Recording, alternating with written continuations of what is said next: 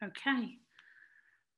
Morning, everybody. I can see there are still people joining, so I'll just give it one more minute and then we'll make a start.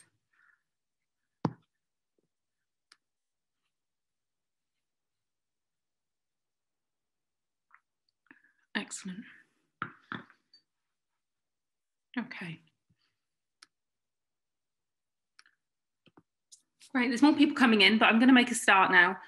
So morning, thank you very much for joining us for today's webinar. We've changed this to a Zoom webinar rather than a meeting because the numbers of people that were attending exceeded, I think, my initial expectations. So to help crowd control, we put it in a webinar. That doesn't mean you can't ask questions at any time. There is the option in Zoom webinars to raise your hand if you have any questions. So please go ahead and do that. You should be able to unmute yourselves as well. So just ask questions as we go through. There's also a chance to ask questions at the end if you have any. There is a Q&A box as well, but I'd rather people just spoke up, to be honest. So my name's Rhiannon. I'm director of a company called Adesi. We work with organisations that have a social purpose. So that tends to be public sector, not-for-profit and charity sectors in the UK. Our vision is a world where every individual can experience great services, which is why we work with those sectors, because the people that use these organisations often don't have a choice in their providers in the way they do if they go to the shops or they're using some sort of private service. And we've worked with many organisations across the housing sector. This is where we've worked in housing, and this isn't all of them. This is the last sort of 5 years or so.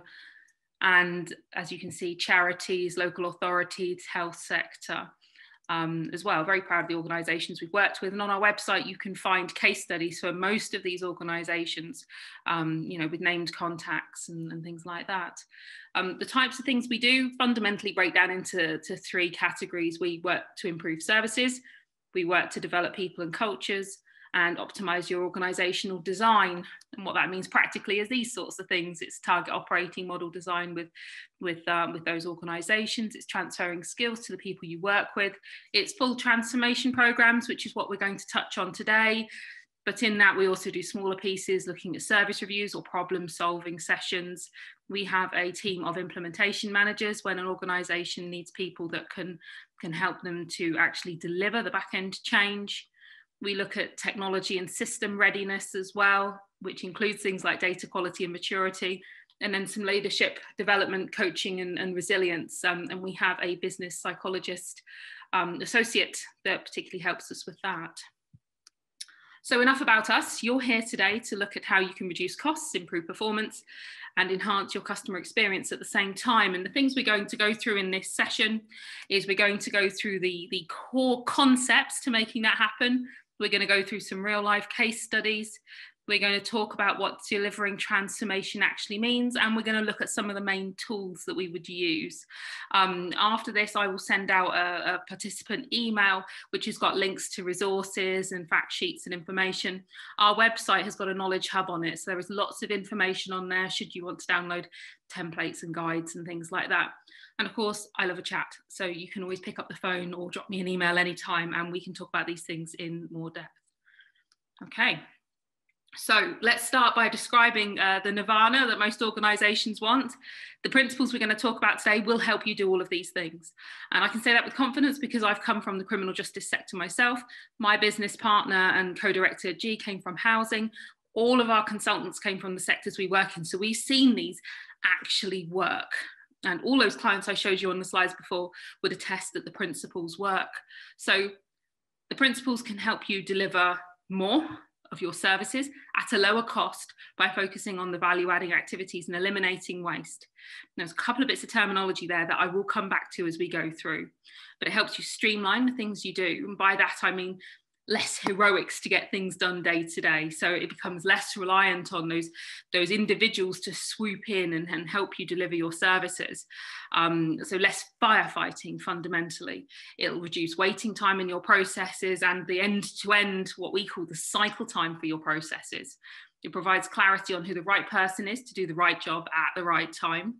It gets rid of those errors, rework, firefighting, increases your staff engagement and motivation, and increases the productivity and quality. What more can I say? I mean, that's what most people want, yes, you can absolutely have a copy of the slides after the webinar, and there'll be a copy of the recording for you, Carol, as well. So that's the things that this can do for you. And I'm going to illustrate now with an example how, but fundamentally how. So if you're going to remember a couple of things from today, and I did read a stat once that said people remember about 10% of the training they attend. I'd say that this needs to be part of that 10%. So mental cameras out and click. We're going to talk first about demand and capacity. Most organisations we go into describe a scenario that looks like this. Imagine that's a bar chart. Okay, it's a badly drawn bar chart, but it's a bar chart where we have more demand for work than we have capacity to meet it. So more work coming in than people to address that demand. And people don't make this stuff up. Most organisations we talk to have got very good documented evidence that this is the workload coming in. Here are the number of calls or the number of people or the number of requests we get. And here is the staff we've got to meet that demand. And if we went back to the good, what I call the good old days, some people might say like a 1990s local authority, and we said, well, what's the solution to this? If I went to my manager and I said, here is my evidence stats, these are, I've got numbers on them, I've got more demand than capacity, then their answer would have been to give you more staff. Yeah, so we've got the resource, we've got the money, sorry, so we'll add more resource to this equation. And there was a time where that was, you know, very much an option when we had lots of money, pre-recessions and COVID and things like that. Not necessarily feasible anymore, but even when we could have done that, my manager's now giving me extra resource. And the question I have for you is that resource able to hit the ground running? You know, are they fully up to speed and capable of delivering the work they're there to do straight away? And the answer is no. They're never fully skilled straight away. And what I like to do for this example is to bring it into its most simple scenario. So let's use that of a contact centre. Demand is calls coming in, capacity of people on the phones. So I've been given extra resource. Those people never have all the answers straight away. They need training, okay? And who actually trains them? It's your existing capacity. So not only do we get slightly less than we thought we were getting to start with, we've also now cut into our existing resource. And I have been into actual contact centres in those sort of not-for-profit organisations where they've said to me that they are too busy to hire and train new people because they can't afford to tie up the existing capacity. Now that's a real catch-22 situation. Okay, so that resource has got a lack of knowledge and experience. They're interrupting the more experienced staff, so you actually get that reduced productivity, which impacts your capacity. So you still have a gap. Okay, and that's assuming that we could afford, you know, the extra resource in the first place, which these days we just can't. So what's the answer? Okay, if we can't hire more people, and actually that's not a great solution anyway, the answer is to review the whole equation. Starting first with demand. Most people go straight for capacity. We're going to look first and foremost at demand. So demand breaks down fundamentally into two things. We've got failure demand and value add demand.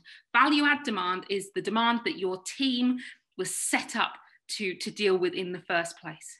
Okay, it's the things that you are there to do. Failure demand is everything else. Anything that's caused by a failure within your service or organisation somewhere that results in extra work. So again, let's stick with a contact centre example because it's very simple to imagine that. Let's say you are a housing contact centre and you are taking calls to do with resident repairs. Okay, if you're taking resident repair calls, reporting that first repair into the housing organisation would be value add demand. They're the calls you want. That's what your team is set up to do, is to take the calls about the repair. If you are a supporter relations team in a charity, so if you are taking calls about events, you know, to register for an event, might be your value add demand. Failure demand in those contexts might be things like chasing your t-shirt for your event that you thought was going to come within a week and still hasn't arrived. If we go back to our repairs scenario, it might be checking that the operative is still coming at the time that they were coming to do the repair. It might be chasing some follow-on work. It might be chasing some paperwork or a part. Anything else would be failure demand. I think we've got a couple of people joining us from the NHS. So again, if we were looking at, let's say, an outpatients department, value add demand would be people phoning up to make or even change their appointment. Failure demand would be people calling to check to make sure that their appointment was still going ahead. It might be people calling to check that, that the referral they were expecting, where is it? Those sorts of things are failure demand. So it's usually caused by some failing in the service somewhere, but it's still creating extra demand on the organisation. So the question I have for everybody on this webinar today is, how much of the demand that hit your team last week was value add demand? And I've been running this webinar for 11, nearly 12 years, and very few people, I could count them on one hand, have ever been able to give me any sort of answer to that question. And my point here is that if you don't measure it, you can't manage it. If we don't know how much of that demand coming in is failure demand, we can't then take action to remove it. So measure, analyze, remove and reduce that failure demand means actually you've got less work now that your team have to do, because we've got it right first time, as it were.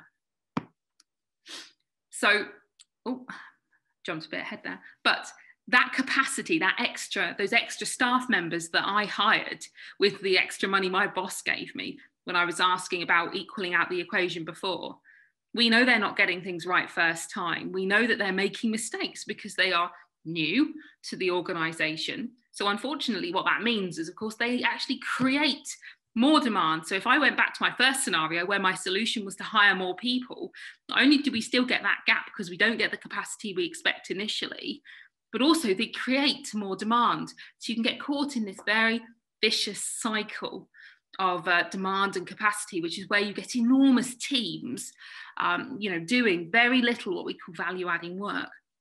So, for example, I've once worked in a housing organisation with 11,000 properties where they had a team of 10 people dealing with complaints. That just shows a sort of exponential growth where people haven't been able to break that vicious cycle of demand and capacity, or failure demand and increased capacity to deal with it. Okay, so let's look now to the other side of the equation. So we can balance it out nicely, looking at demand, removing that failure demand. Let's look at capacity, which is usually where people start, but we're going to go there second. And capacity is made up of three things. Demand made up of two things, capacity made up of three. We've got value add demand. Those are the things that your service is set up to do. It's the stuff that your customer, if they were paying, and sometimes they are indirectly, whether that's through council tax or whether it's through taxes or whether it's through rent, it's the stuff they'd be prepared to pay for. It's the things that they value. So we've got the value add stuff. We then have this category called business essential non-value add, which is part of a wider category called waste. So we have non-value adding and business essential non-value adding. All of that is waste activity. The difference is that business essential is stuff you're told you have to do. So a couple of examples there. The things that you're often told you have to do in an organisation are things like expenses. Yeah, we have to keep expenses because we have to be able to track who spends what where. We have to keep timesheets. Yeah, we have to keep training logs. Yeah, none of that is value adding. Your customers don't value that. They want you to do it as efficiently and effectively as possible if you have to do it at all.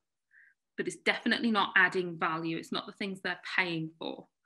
And the objective here, as with the demand side, is if I said to you how much of the activity your teams did last week was truly value adding, not many people would be able to give me a number there. Again, it's less than a handful in the 11 years. And again, if we can't measure it, we can't necessarily manage it.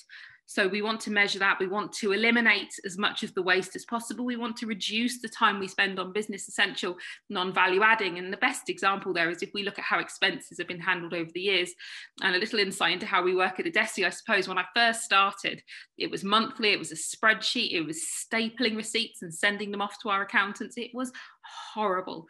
It was absolutely the bane of my life, and it was very time consuming. Now you have some very clever apps. You just photograph the receipt. It takes all the information in and you literally fill in about 2 fields and that's it. the expenses done. So it's much, much quicker. It's still business essential, non-value adding. As clients of ours, the organizations we work with do not pay us. You know, they don't pay us to put our expenses in and things like that. They pay us to do the consulting. So therefore, we need to do the business essential stuff as quickly and efficiently as possible. So we want to, improve our processes, remove our waste, reduce the time spent on all that waste activity, which gives us increased capacity to spend on the stuff that actually matters, on the value-adding activity. Now, as we go through these concepts today, the one thing that's going to be really important is this definition of value add, and what people value and what they want are very different things. And it's important not to get caught up in that distinction. So I used to work in the probation sector, and I do remember going out with a junior colleague of mine, this is about 13 years ago, into a prison. And we wanted to understand what it was the prisoners valued. And unfortunately, she misquoted the question and asked them what they wanted. Well, it nearly caused a riot because they were so excited with that question. And we ended up with things like low walls and blind guards after we'd gone through the usual, PlayStations, flat screen TVs and things like that. What they value is very different. What they value are things like the rotas that come out, the knowing when the visiting times are, the policies that show that they'll be treated fairly. When they do things that are wrong or right in the prison. So it's very, very different. What they want is different from the things that they value. Value is always within the parameters that you as an organisation set up. Okay, so quick recap on those terms because they're very important. The things that you need to remember. So again, memory cameras out. Value-adding activity. So it's just those steps in the process the customer would recognise as value-adding. Then we've got the non-value adding or waste, which encapsulates both of these, but the steps that the customer, don't value. The business essential ones being the ones that you're told that you need to do. And then on the demand side, we've got value adding demand. So meets the demand, demand that is the original purpose of your team, and then failure driven by any failure within your process. Could be failure from another team. It's not necessarily the team that receives the failure demand. It could be failure of a supplier. Either way, that failure is hit by you. And in a housing setting, I do remember having a rents team that used to receive calls for the local authority because they thought they were the benefits team. And you might say that's not something they can control. It's still failure demand. They still have to spend capacity and energy dealing with it. So it would still be a failure demand, even if there is truly nothing they could do about it. And that's very rare, because usually information things can make it clearer.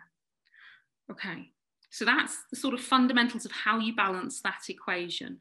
And the takeaways there are, if you don't measure failure demand, if you don't measure value add activity, those are two things you want to go away and start to debate and start to get your head around. Because even just starting with demand, and if you're going to start somewhere, start with your demand analysis, that analysis of why do we get failure demand?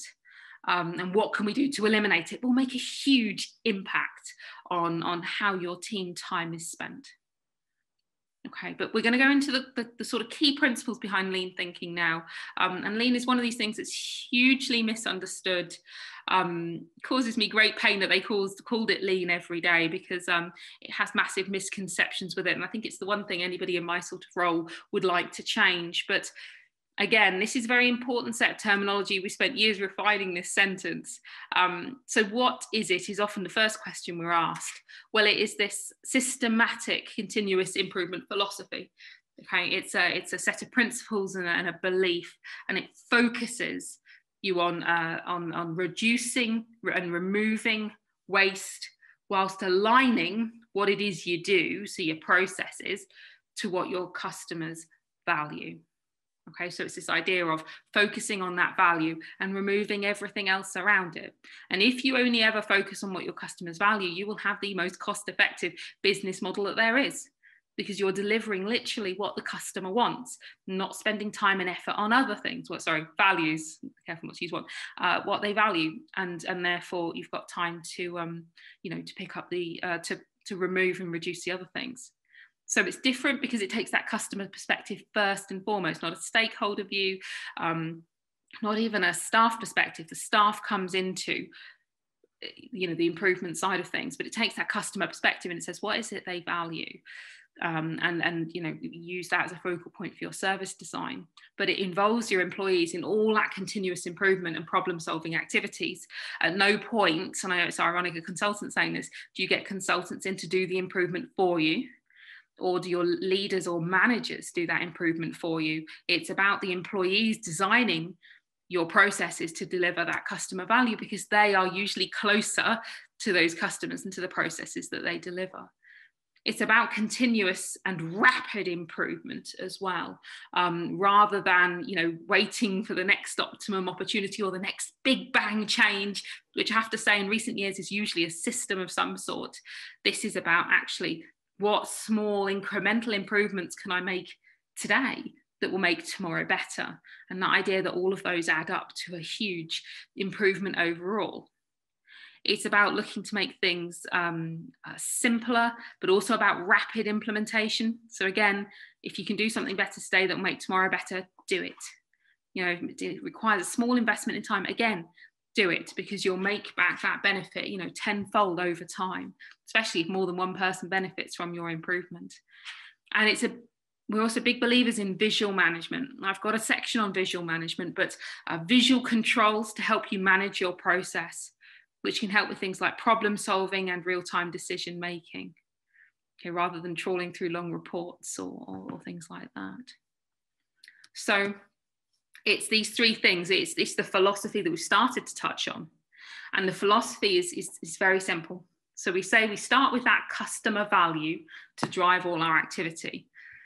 And then we talk about merciless measurement. Now, merciless measurement is one of the things that people have quite a lot of trouble getting their head around initially, in particular, because the sectors that we work in, the sectors that you work in, you know, probably got a lot of KPIs, performance targets in them. And we're not big believers in targets. We talk a lot about merciless measurement. And if I may, I'd like to walk you through an example before I come back to this. And this was a local authority. And we've got a case study on this. So it was London Borough of Lambeth. And they had a Revs and Bends team. So for those of you that aren't from the sector, Revs and Bends, their job was to pay the benefits. This particular team, somebody makes an application for benefits, and they would assess that application and pay them the money. Okay, so they're based in London. They had a target, a national target, to pay people within 28 days of receiving the application. Okay, so you put your application in, 28 days later, you'll either get a rejection or money in your account. Okay, and the performance of this team in Lambeth was 21 days. And so that made them third best in London. And I'm not sure where people today are from geographically, but anybody from London will know that London organisations only care about benchmarking against other London organisations. So they were number 3 in London, and that's all they really needed to know. Now, what's really interesting is, of course, 21 days, 28-day target, they're technically smashing it, right? And yet we've been brought in to talk to the director of Revs and Bends. And my question is, why? And this is the thing about a webinar, is it's not really easy for me to interact with you like this, but the answers I normally get at this point are they want to be number 1. And it wasn't that. It was that they've got too much resource delivering that process for them to be that good. So therefore they want to do that, but cheaper. And the answer is no, it's not that either. Any variation on those answers, it's not those either. The answer was, the reason Tim asked us to come in and talk to him is that nobody in the council, from the team that deliver this process to the council members, are interested in Revs and Bends. In their eyes, 21 days, they are smashing their target. So they are doing as well as they want to, and there's absolutely zero impetus to improve. Okay, and when talking to him, the worst thing he said was the staff were walking around with their chests puffed out, you know, like they were the bee's knees, because, you know, they're stretch green on every scorecard there could be. But his problem, the problem with that, is that it is still taking 21 days to pay people that are entitled and need benefit money, the money. Okay, so 21 days is still too long if you're on the breadline to receive that essential first benefit. And that's why he wanted to talk to us, because there was no driver to improve at all. But in his eyes, there was a huge driver. And the problem here was that target. Okay, so remembering this is about merciless measurement, then we came in and worked with the team and we mapped out their current process. And one of the things we do when mapping out the current process is we look at something called touch time. Touch time is how long does each step take? Take out all the waiting and things like that. If you were just doing that activity, how long would it take? And you end up with, you know, this takes 2 minutes, this takes 20 minutes, or this is where we read the application, you know, and make our informal assessment in our head. That takes about 2 hours, things like that. Every step had an activity, and we added that up, and we call that process touch time. And that ended up being about 3.5 hours. Now, bear in mind, we know it takes 21 days to go from start to end, because they've already told us that, which means that the processing time, the touch time, divided by that end-to-end cycle time is about 2.5%. So 2.5% of the time that this authority has this individual's application, they are doing something on it to progress it. Okay, and that doesn't sound so good. Okay, but it's worse than that, because what we did was we looked at the process and we said, which of these steps is actually value adding? Because they did some stuff in here like, you know, record in multiple places. You know, most places have backup spreadsheets for their systems, and it's certainly the case here. And, you know, multiple layers of sign off on authority and checking.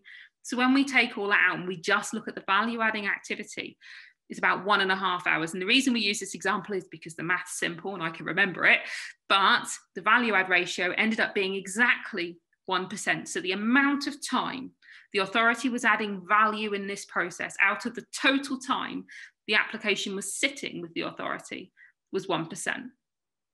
Okay, so we said, great, get your website team down. We'll tell them to put on the Revs and Bends page of your website. Good news, 99% of the time we have your application, we're doing sod all to progress it. That's me being very flippant, but nobody in that team could look anybody else in the eye and say 1% was as good as it gets. And yet it is just a different way of measuring that 21 days out of the 28 days. It's just putting a different slant on it. Okay, so nobody could say that 1% was as good as it gets. So what did we do?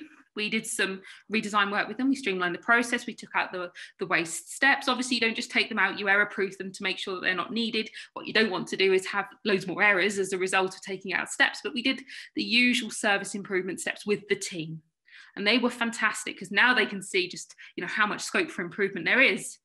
Okay. And what we got to was 3% value adding ratio. Okay. So from 1% to 3%. Okay. And what's a real shame is, because we're on webinar, I can't hear you all cheering, because at this point you'd be going, wow, that's amazing. That's such a good improvement. Or more likely, you're sat there sort of looking at the screen going, yeah, so 3%, that doesn't mean much. And it's always such a disappointing reaction, because what that means in old money, if I take it back to the old metric, okay, and this might come more impressive, is that now they're doing it in 7 days and they're number 1 in London. Okay, so it was 21 days, it's now 7 days and number 1 in London. But which number encourages improvement? Is it the 3% value add ratio, which nobody can say that 3% value adding ratio is as good as it gets? Or 7 days, which frankly was quite astounding for an authority at the time and to be the top. But one of those numbers drives improvement and the other doesn't. And that's a real example. So this measuring key elements of the performance mercilessly is critical, which means for every process we have to define perfection, and perfection is unobtainable, which is great because there's always scope for improvement. If you're a perfectionist, it'll probably grate on you like mad, but you've got to be comfortable with this concept. So we define perfection for every process, which means we are creating this continuous dissatisfaction with anything that fails to achieve it. So 3%, miles off, still 97% opportunity for improvement, which develops an improvement culture, which using the classic targets doesn't. Okay, And that's quite a key point. So then we also have the tools. So the tools help us to do all of that. And I talked through the example of process mapping. It's actually a technique called value stream mapping, which is different, and I will talk a lot more about later. But it helps us identify the value and remove and reduce the non-value adding. Helps us to map those processes and eliminate the waste, and to do it quickly, involving everybody that needs to be involved. But then critically, we also have the management culture. I have to say, management culture is the only reason I've ever seen transformations like this fail. Frontline staff never have any problem with it. To them, it's intuitive, it makes sense. It's about the customer. That's usually why they went into these roles in the sectors that we work in. It's vocational. So the management culture is about the quality of the leadership and communications critically, and about creating the environment to let this sort of continuous improvement culture thrive.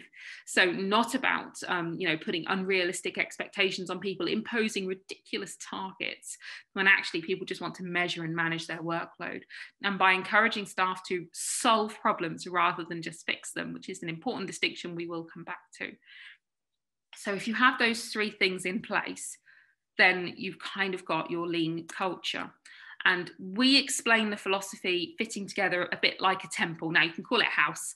It doesn't matter if you call it a temple, a house, a building, or whatever. The important thing is the structure. Quite often when people do service improvement, they focus on the pillars. You can see there, flow and pull and error-free, which are two ways of improving designs of processes. And the point is, you will get benefits through process improvement alone, but it is not sustainable. So processes sit on an overarching or underpinning, let's call it, environment, based on the structures you've got, the demographics of your customers, based on the services you provide.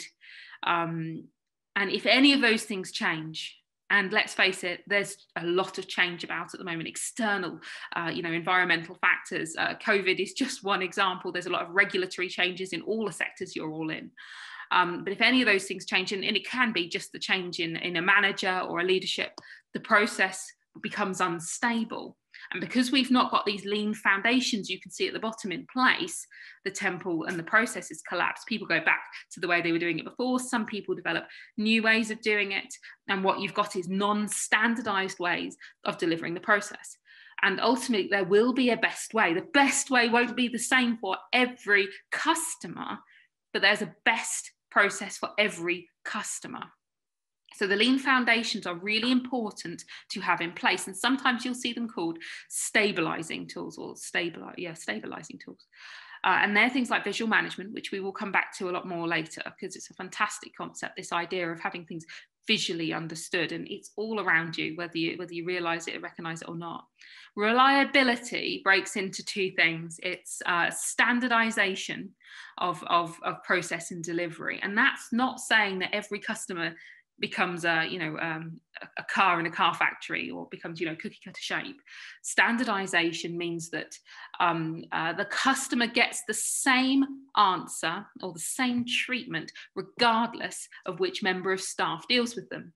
That's incredibly hard to achieve, because what that means is it doesn't matter which member of staff you get on which day, the answer would be the same based on your, as the customer, circumstances. And achieving that is very hard, but that is the objective.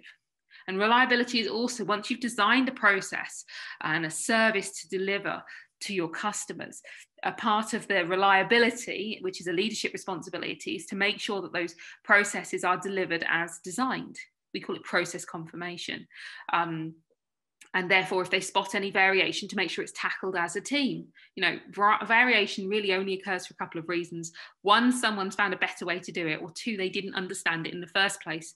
I don't believe anybody, gets up in the morning and thinks, I'm going to deliver this differently just for the hell of it today, just to cause trouble. It just doesn't happen.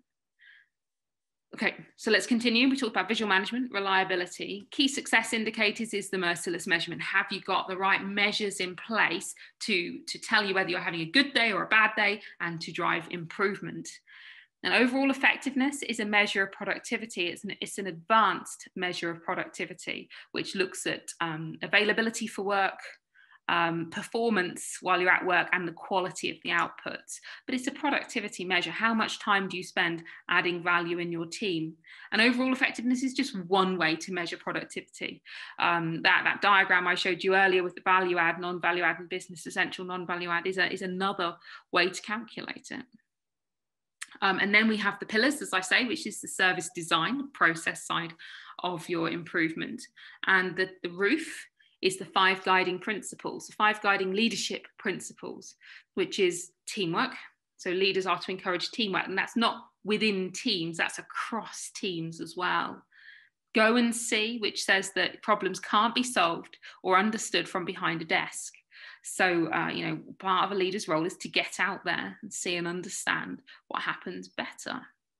Respecting the front line, so not designing services for them, trusting them when they solve problems or when they want to deliver things in a particular way. Challenging the status quo is a really interesting one. And honestly, I could fill the 3 hours with stories about challenging the status quo. My favourite one being an organisation, a nationwide organisation we worked with when I first started, where the staff we observed were signing in and out of a book every day. And the last column that they filled in before they went home, everybody wrote a 1 in it. And the column was titled TOFAR, T-O-F-A-R. And we asked them what that meant because there was no explanation. It was just T.O.F.A.R. And nobody really knew. And, when you ask people give different explanations, or they say, well, my manager said I have to fill it. But everybody was obediently writing the 1 in this column. So we asked HR, we asked the managers, eventually gave up and just said, well, if nobody knows, you probably don't need to do it anymore. But it obviously tickled the chief exec or the managing director, because when we did our final feedback, he'd gone back to the Retired Staff Association to see if they knew. Turned out they did. And this was 2009, because this was my first massive assignment, UK-wide assignment. And it turned out it stood for, cross my heart, 1 hour time off for air raids. So that was 2009. So they've been doing this since the 1940s. Very obediently. But again, it's because it becomes one of those things that people are told they have to do. And there will be things in your organisation that you're told you have to do that you obediently do, but actually challenging that, trying to identify, well, is it value add to start with? And if it is there a better way we can do it? And if it's not, can we stop doing it altogether? Is an important thing for leaders to encourage, rather than just being yes, women or men. Okay. And then lastly, supporting that continuous improvement. And that means creating the right environment for people to do continuous improvement, like freeing up time, allowing them to run workshops, basically whatever they need. But the point here is that you only get that people-driven continuous improvement environment, one where the organisation doesn't stand still, but it continues to get better, and customer needs, evolve regularly, very quickly, as does the operating environment we're all in. So that continuous improvement is really important. But in order to get it, you need those things in place. You need the foundations, you need good solid processes, and you need the right leadership culture. Okay, I'm keeping an eye on the Q&A and hands up. So if anybody has anything, please do one of those things and I'm sure I'll see you. Okay, let's move on. So we'll talk about business transformation more holistically now, if we may. We've talked about, the principles that underpin business transformation, and now we'll just talk about what that business transformation is. Now, you can get huge benefit by using these principles and the tools we'll talk about in isolation. In fact, I'd say 90% of the transformation programs we do start with a proof of concept in a particular team or a particular process to evidence the principles, deliver the benefits that people expect. But that's just applying lean tools. And there's a difference between applying those tools and a full transformation. It's obviously not to say that you shouldn't do lean tools on their own. They can have benefit, but the difference is just outlined on this slide now. So tools are focused on those individual problems, processes, or areas. So in housing, they tend to be things like repairs and voids, service charges. In the charity sector, it's usually income processing and banking, or supporter care. In healthcare, to be fair, a lot of it tends to be back office processes. So we end up doing a lot on finance and invoice processing.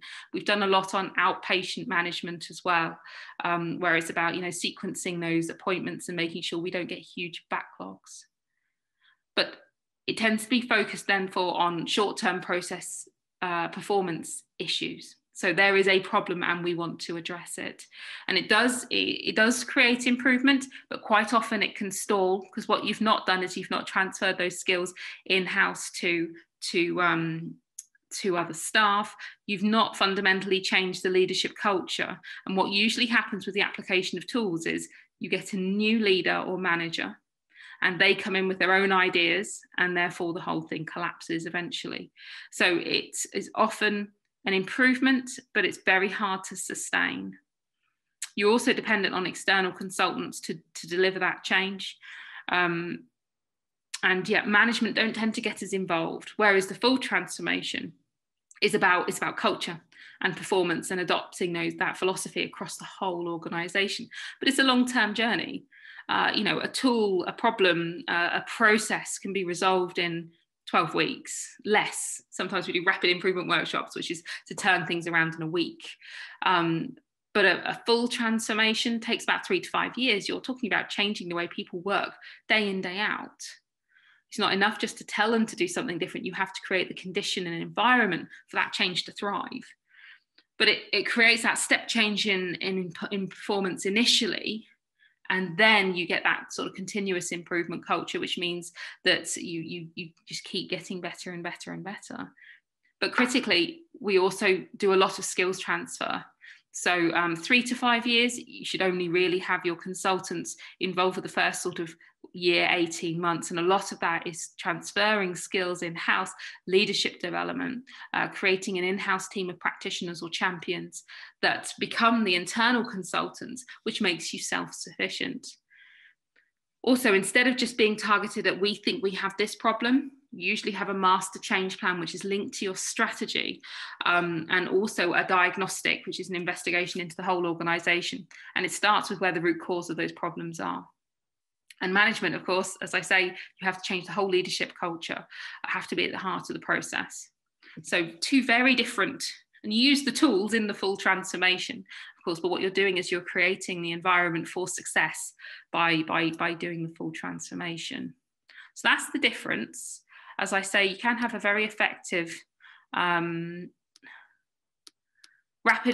question from Simon. So Simon's in housing. Rapid improvement workshops are focused around very targeted or bespoke problems, tightly defined ones, usually things like, we have a huge amount of complaints to do with our complaint management process, which I know sounds ridiculous, but that's the last one I did. Or our procurement process is, time consuming, or we're not convinced that, our supplier list is compliant. So tightly defined problems. And a rapid improvement workshop is, I used to describe it as the Hunger Games of Lean, but then I think it put people off. But it's a week-long event where you do where you have the people that are involved in delivering that process. So from the end-to-end process, they come along and you were in a room, you usually bribe them with pizza and things like that, but you go through a series of stages from diagnosing what the root cause of the issues are, to redesigning solutions, to testing those solutions, to actually putting them in place. So by the end of the first week, you should have between 50 and 80% of that solution embedded. The bits that are outstanding are usually longer term solutions. So it might be IT tweaks, but in the week you've put a spreadsheet in, or you've modified a spreadsheet to make it work in here and now. So it's about having something that's small enough to make it work, but evidencing those concepts and working through it in a very intense but effective manner, so you get the improvements at the end. So if you have a problem that needs tackling that you think could be addressed in a week, and you can get all your people together, then a rapid improvement workshop is incredibly effective. On our website, you might want to look at the Poplar Harker procurement one. That was a particularly good example. Okay. Hope that answered it. So yes, so a couple of other examples, and actually Poplar Harker appear here as well. So look at a couple of examples. Poplar Harker they wanted to look at service charges. So those of you not from a housing background, service charges is where an organisation does work on behalf of leaseholders for the property, so the people that own their properties, and they have to recharge that work or those services to the leaseholder. So it might be that there's a concierge service, or it might be that you do grounds work in the communal areas and all of that, or the heating for the communal areas, or the cleaning if it's a flat. And all of that money needs to be recharged to the leaseholders, and we call that service charges. It's technically very simple, but delivery of it is incredibly complex for all sorts of reasons. But interestingly, in Poplar Harker, the issue was not accuracy of the service charges or anything like that. The issue was a very poor relationship between the service charge team and the finance team, and they had a very disjointed way of working, and the net results of things like that were you had adjustments on adjustments for accounts. So money would come in, the form would be filled in incorrectly by the service charge team because they didn't understand what it was finance wanted or needed. Finance would process it incorrectly, and then service charge would get cross with them. But it was because of the forms and things like that. But the sort of behaviours that just very bad relationships lead to. Obviously, working on that process jointly. So there's nothing quite like throwing people together in a room to work through the root causes of the problems collectively. But after all of that work, which focused heavily on culture and working together and what each other needed, expectations exchange, designing that process so it worked for everybody, it actually involved the changing of some of the roles and responsibilities between those teams where it best sat to reduce handoffs. But what we ended up with was 19% reduction in account adjustments, which, trust me, was significant. This was all within 2 months, and a 15% improvement with staff satisfaction with cross-team relationships, which we gathered by surveying. So there's an example from Poplar Harker. Let's come across now to the health and charity sector. So Rennie Grove Hospice Care.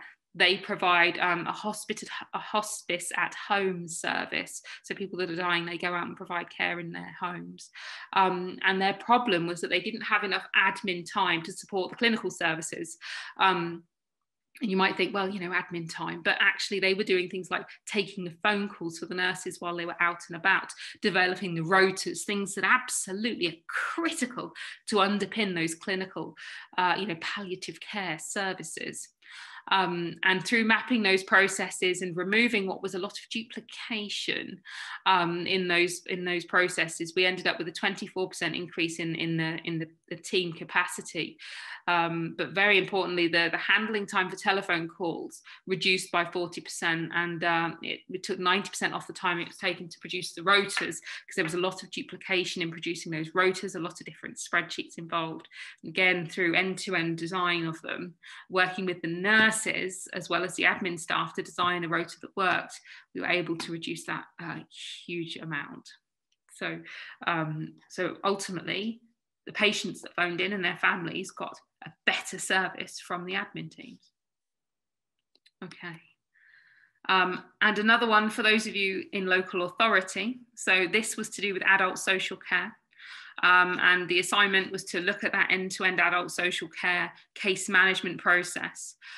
We did a diagnostic, redesigned with the teams, developed some skills, rolled out some of those lean foundations that we talked about, better measurement, standardized processes. And this was very satisfying because through doing that, we reduced failure demand by 88%.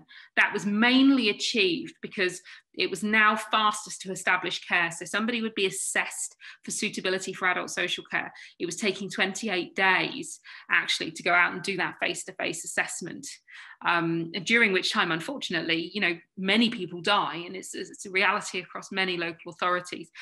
Here they managed to reduce that time to get out and do the assessment down to 7 days, which of course meant then they weren't getting all the chasing phone calls, which brought down the failure demand by 88%. And they managed to save them £1 million of savings through not outsourcing to private providers, but also through natural wastage, which they did over a 2-year period. So just a few case studies for you there. Again, you can read lots more on our website. Good. Conscious I talk quite fast, and of course I have absolutely no idea if people are nodding or shaking their heads or have got their heads in their hands at this point, so I'm going to rely on the chat box and things like that for you to tell me if you want me to slow down or anything. But let's come on to the transformation model. Okay, so this is fundamentally how you would deliver transformation in an organization. And the things on the left with the numbers say these are the first things you have to do in this order. So I know there's a few people on the call we've been talking to about transformation programs. Your first 4 steps are set out.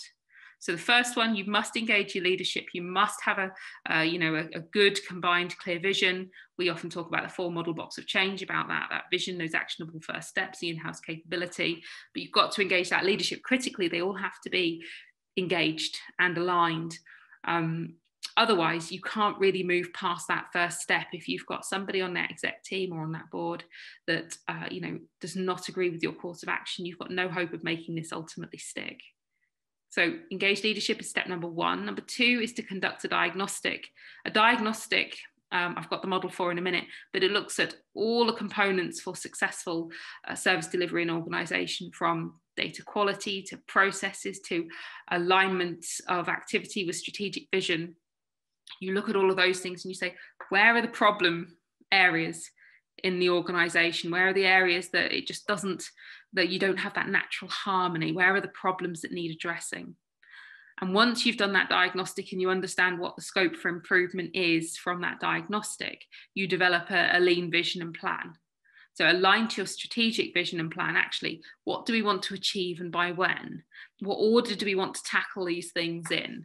And how do we want to do that? And that creates a sort of that vision and plan. And we develop a very detailed master schedule from there. Now, a master schedule is a fabulous tool. It is a master plan for the organisation. So quite often change projects, departments have their own plans with their own milestones on. But what you're missing is that next layer up that explains how everything links together. So how do you know that because all of these different directorates have change plans, that you're not overburdening your IT team at any particular time? That you're not, overburdening finance at a particular time. And it's often those back office teams, those supporting teams that end up, with the conflicting demand. So a master schedule shows everything happening, significant business as usual things, plus all your change activity. And it shows what's happening when with major milestones. You'll have more detailed plans underneath, sure, but at that top level, so you can see fundamentally if you're tackling too much or not enough.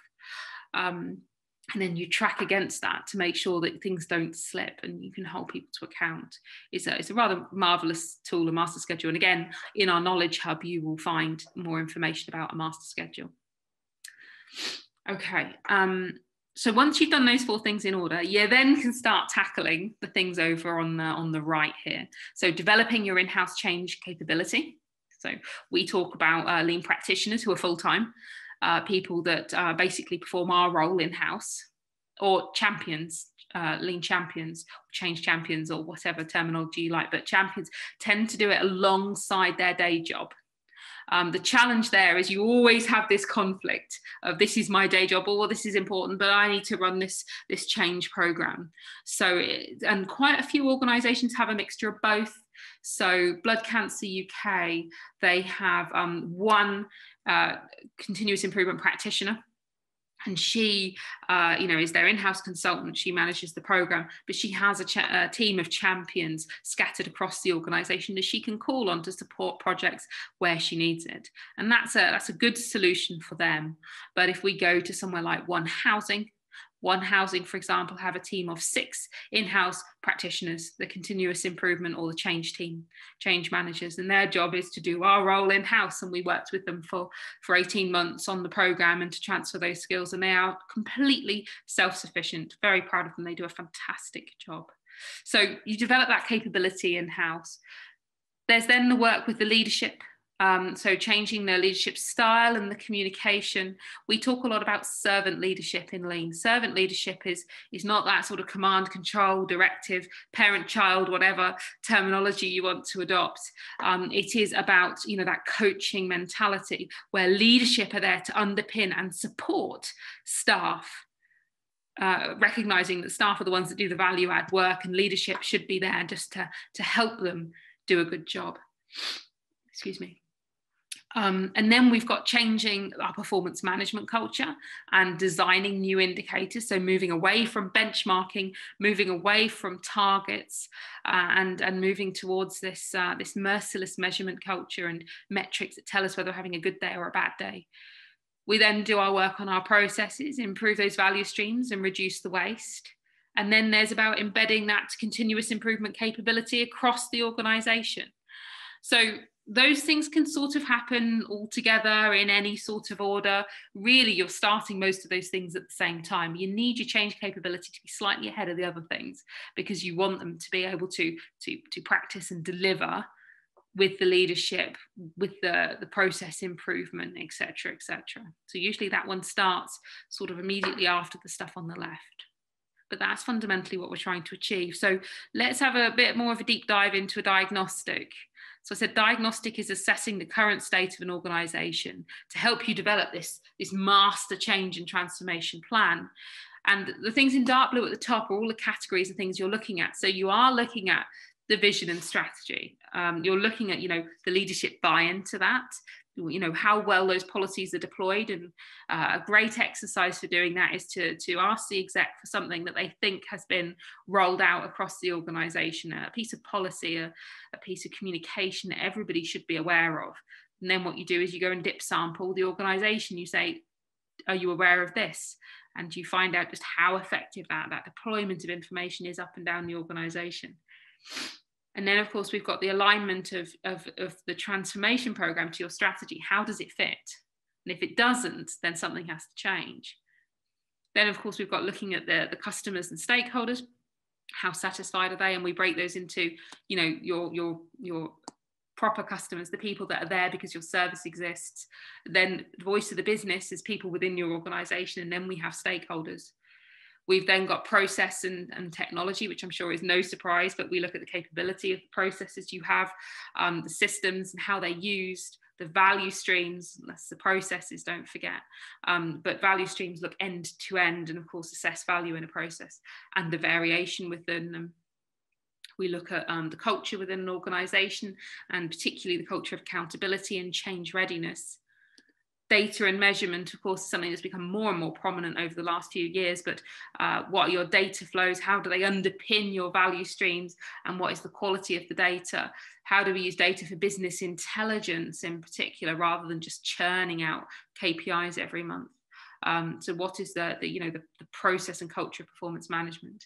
And all of that results in the things that are on your far right, which is scope for improvement.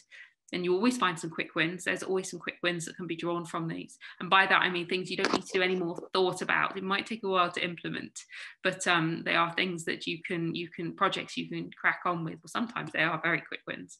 A prioritized implementation and an overview of what the benefits can be from proceeding with your program. And they're usually, financial and service improvement related.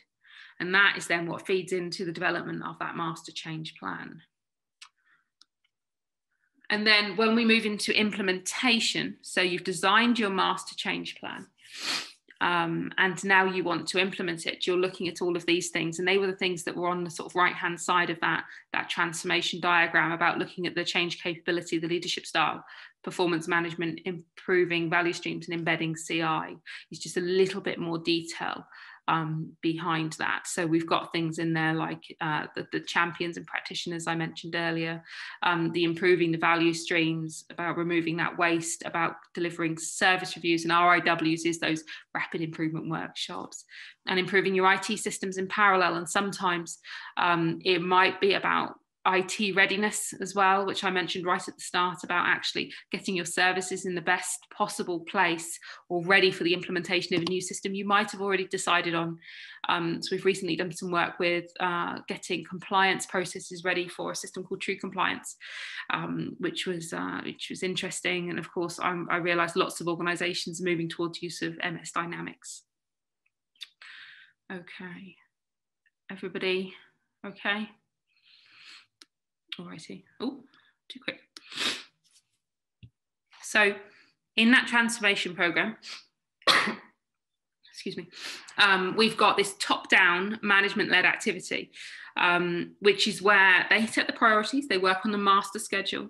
It's also the leadership responsibility to make sure you have the right performance indicators at each level as well, to make sure you're not setting those unrealistic targets or targets that drive bad behaviours. And I'm going to talk a bit about targets later and measures, because fundamentally the wrong measures, the wrong targets will drive completely undesirable behaviours that you'll be victims of in your day-to-day life as well, which I'll tell you a bit more about later. But they set the prioritisation, they order which processes they want to look at, which value streams, what service reviews and RIWs will be completed.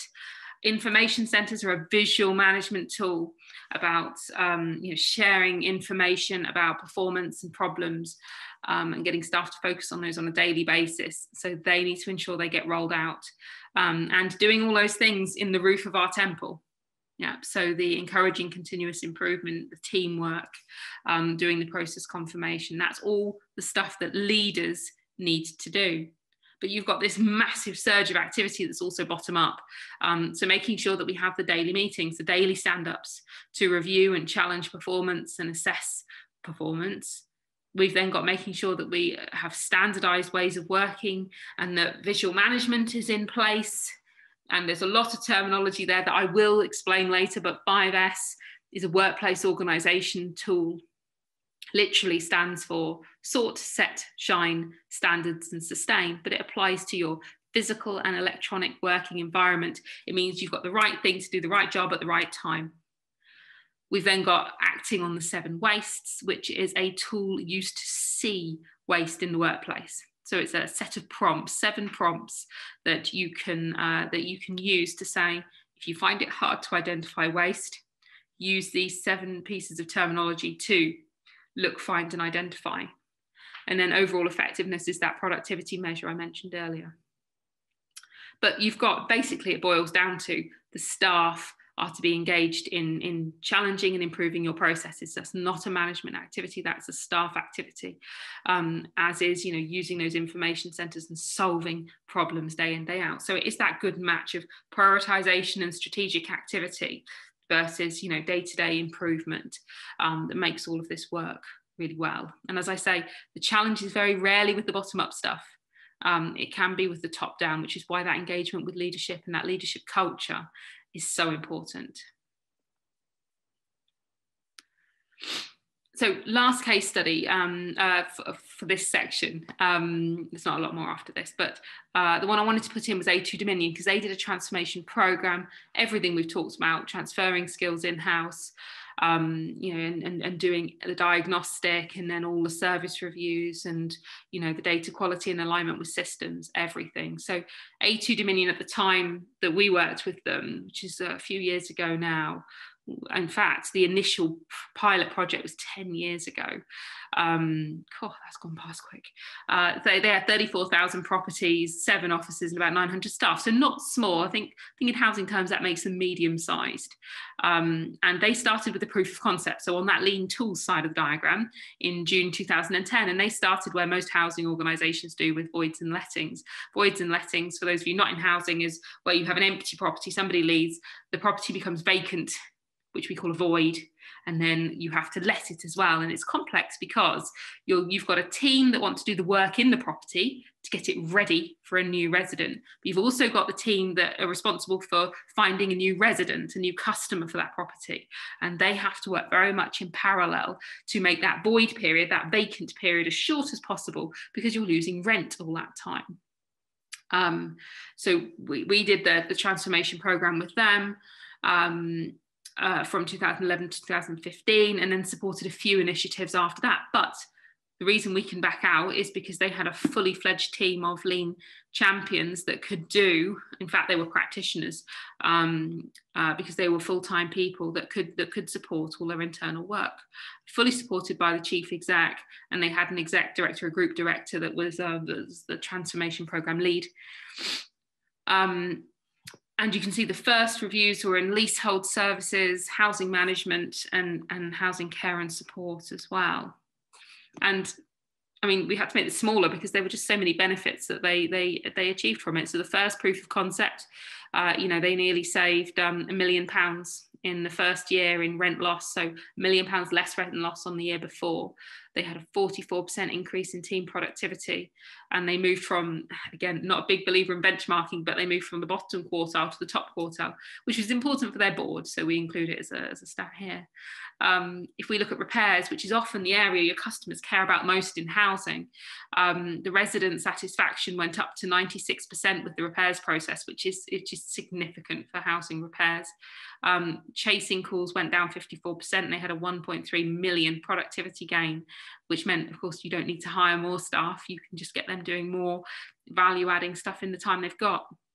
And I'm not going to read every stat on that slide, but you can see, all the different benefits they had. I remember the domestic abuse service in particular, and there was a lot of paperwork because people are turned around into properties very quickly, into the refuges.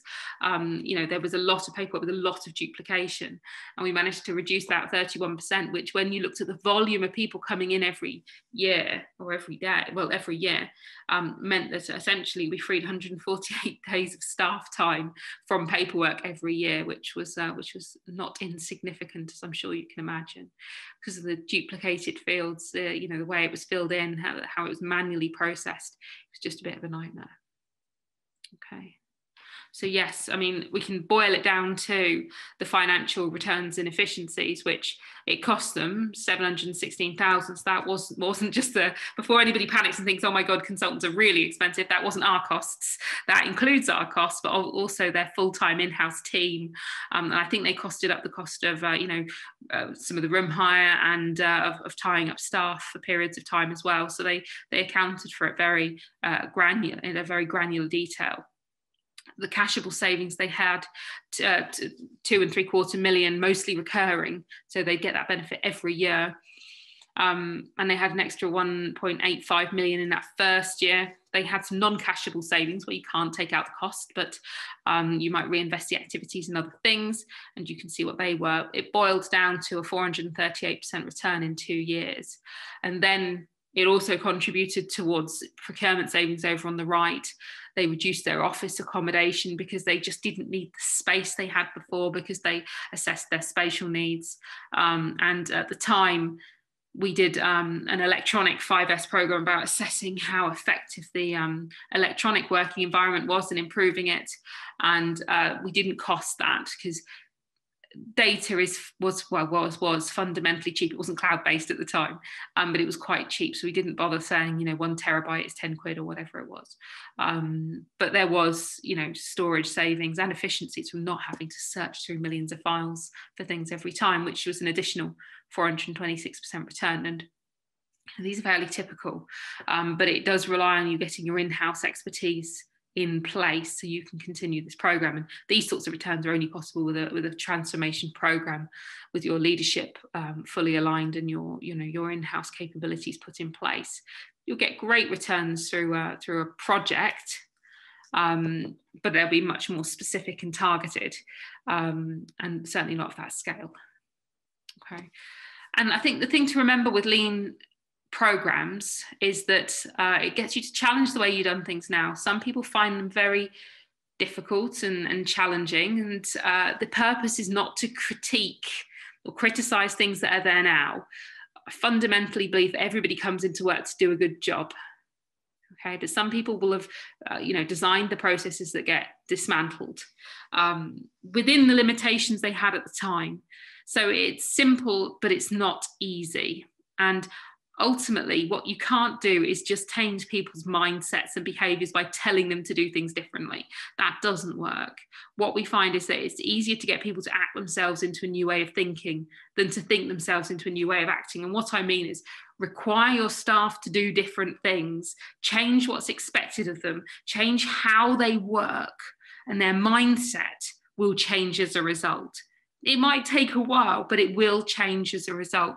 And I'm always reminded of the benefits team in Newham, where we did some work. We had to increase benefit collection very quickly, council tax collection very quickly. And we were running in daily information centre meetings where the team would reflect on the activity from the day before and the net result and what the income was and where there were big gaps still in collection that needed targeting for that day. So very much daily management. And there were 2 members of staff who had refused to really engage at all in the whole process. They were skeptics, to say the least. And, I'd pop in once we'd done the project, I'd pop in every few weeks just to catch up and make sure things were on track and to see how it was going. And I remember popping in about 3 weeks after my last day with them.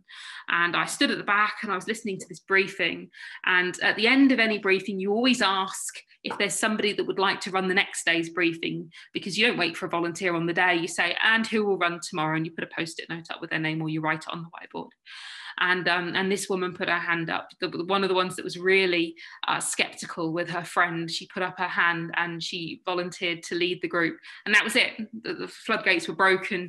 Her and her friend then participated fully. She just needed convincing. Had she been forced or told to do things differently, it wouldn't have worked. She wouldn't have come around. She'd have been even more resistant. But because she saw things changing and improving, and she saw the benefit to her, and she was required to participate in these daily meetings, even if not lead them, she therefore changed her mindset and her activity accordingly. That was a great moment, that one. Okay. Everybody still okay? I'm not seeing any new hands up or questions, but we'll plod on then, plow on maybe. We'll talk about developing that in-house capability, so that skills transfer, because I think I've said definitely more than once that it is, critical. You don't want to be relying on external consultants, expensive, and of course, it's not bringing those skills in-house. It's not sustainable in the long term. So there are 3 levels of skills transfer, three types of skills transfer, let's say. And the first is developing those lean practitioners or champions. And I think I said earlier, practitioners I tend to think of as full-time, champions tend to be part-time. And it depends on the size of your organisation and things like that as to which route you go down. But we believe that transformation programs should always involve that skills transfer. And the best way to do it, in our opinion, is for the consultants to transfer skills to this internal, champion or practitioner team and to managers. And then they can continue working with management and staff, because that takes less time from the consultant. So it's more cost-effective approach for you and your organisations. Plus, it does help generate more buy-in, when you have an internal, peer that you've maybe worked with for years and years that, develop these new skills and therefore start working with your staff. They have those relationships already, which can really help to move things along. And we say that within a year, those internal practitioners or champions will be capable of planning and running your service reviews and lean foundation activity. So rolling out things like the workplace organisation tools, like the information centres, like designing new metrics. And development of them really comes in sort of 3 or 4 parts. You've got your classroom-based training. And we keep that, we do make that practical as well. We call it a safe space to practice some of the principles. So, we'll talk about value stream mapping theoretically as a concept, but then we'll do some, we'll run some exercises just with that practitioner or champion group to look at value stream mapping. But then we'll make sure they observe us doing value stream mapping and get them to support us doing it in real life. And then what we'll do is we'll get them to run it and we'll support them, and then they're able to do it on their own. But it's very critical that style of skills transfer is critical, that you include those latter stages of support and actually doing it. In my experience, that's the most effective way to transfer skills to anyone, is just do it. You can attend all the classroom training you want in the world without any application. It just stays on the screen. So remember that after stay, go away and try and do something as a result of what we're talking about today, and it's more likely to stick.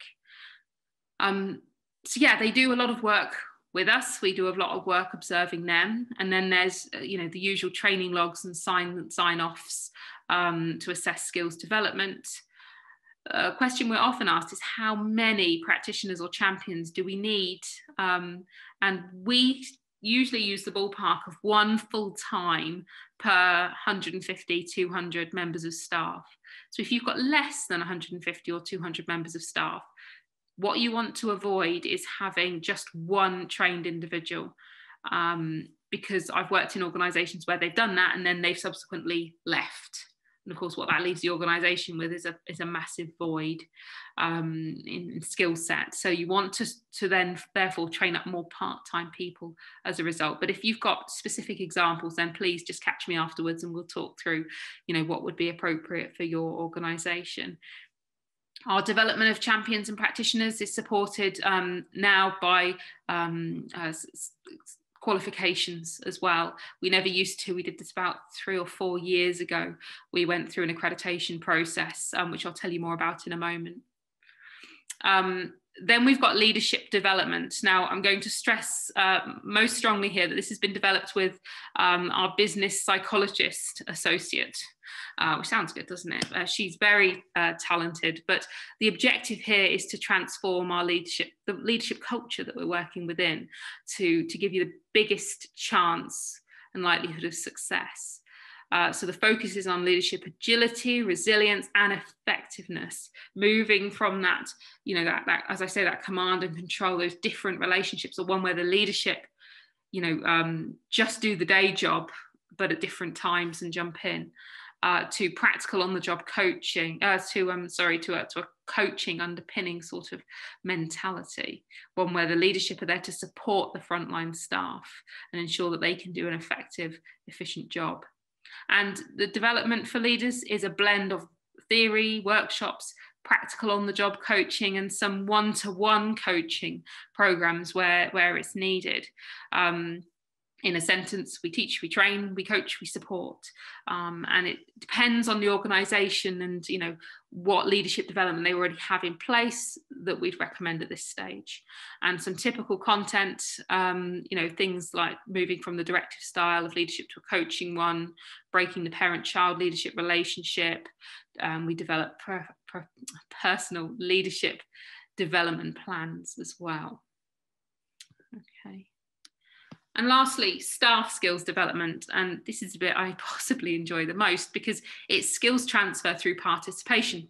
Anybody that's involved in any workshops or on the job activity, will be absorbing, skills and new knowledge and terminology through participation. We can formalise that as well by running, classroom sessions, and we develop e-learning modules, on lean and agile. But it's that learning through real life application that makes a difference. It's always very effective. And I always say that it's that seeing is believing, and application is that most powerful training aid of all. And I just want to talk through one tool.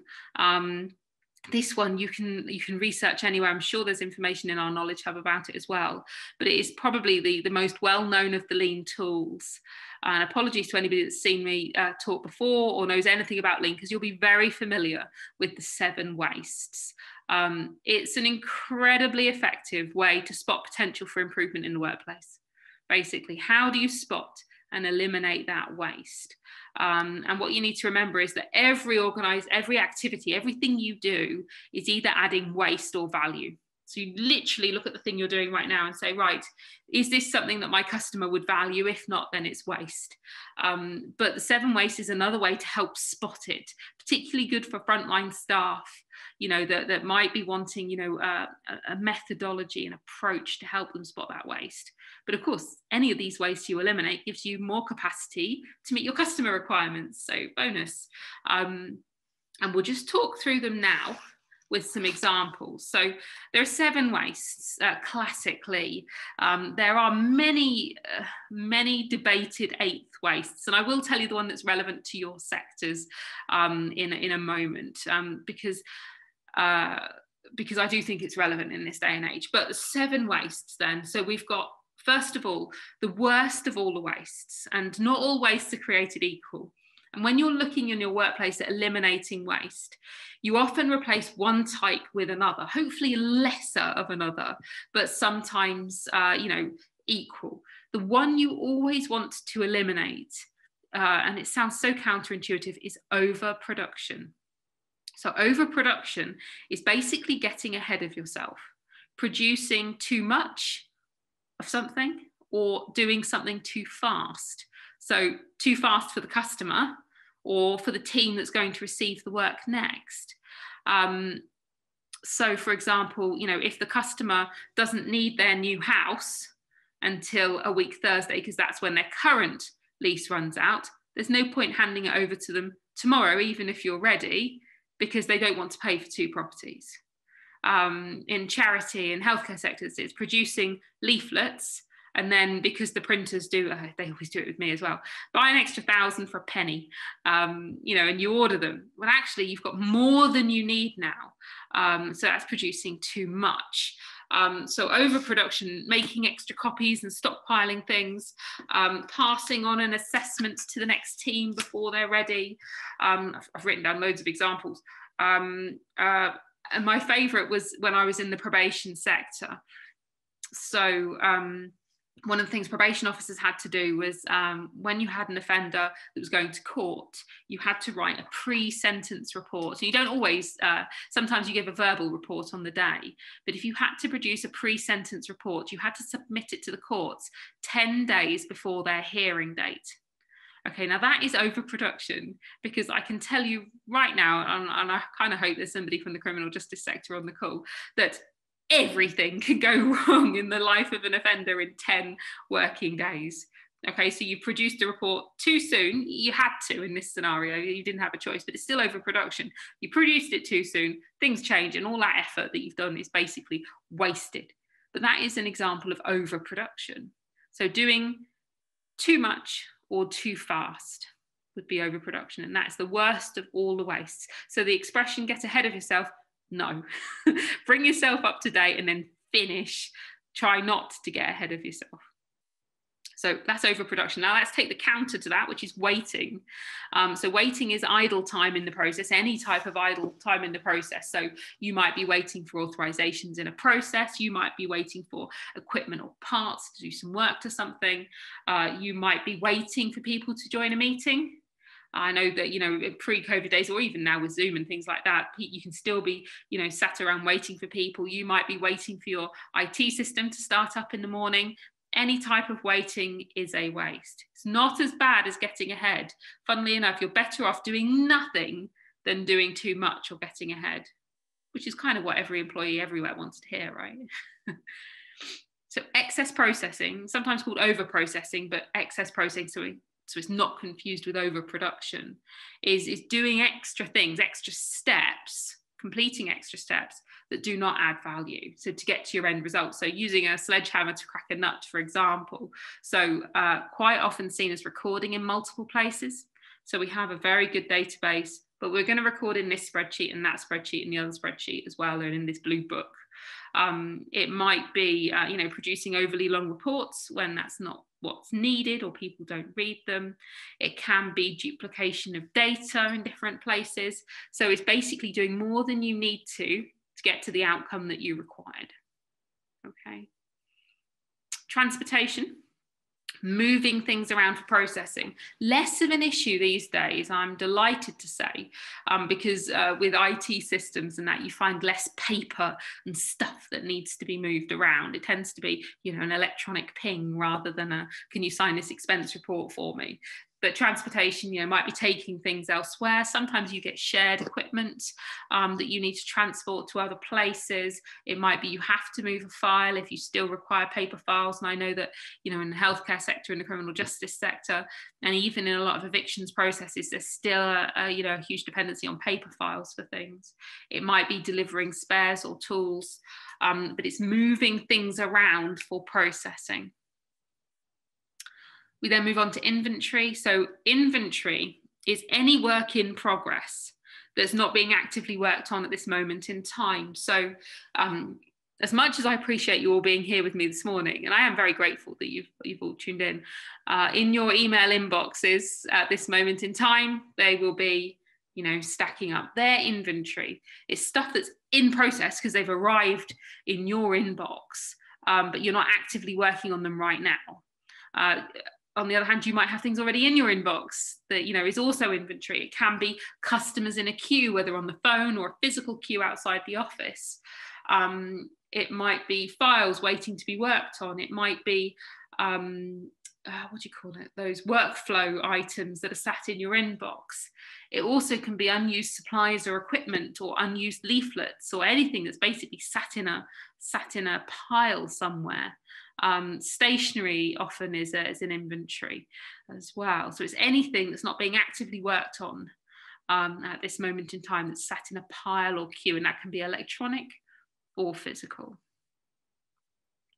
Motion then, very much linked to transportation, but motion isn't about moving things around for processing. It's about time spent physically moving to perform your role, unless your role is courier, in which case you're exempt from transportation and motion. But motion, again, pre-COVID, there was a lot of moving around for meetings. You know, if you had an office with more than one, if your organization had more than one office site, then you might have found yourself moving around for meetings.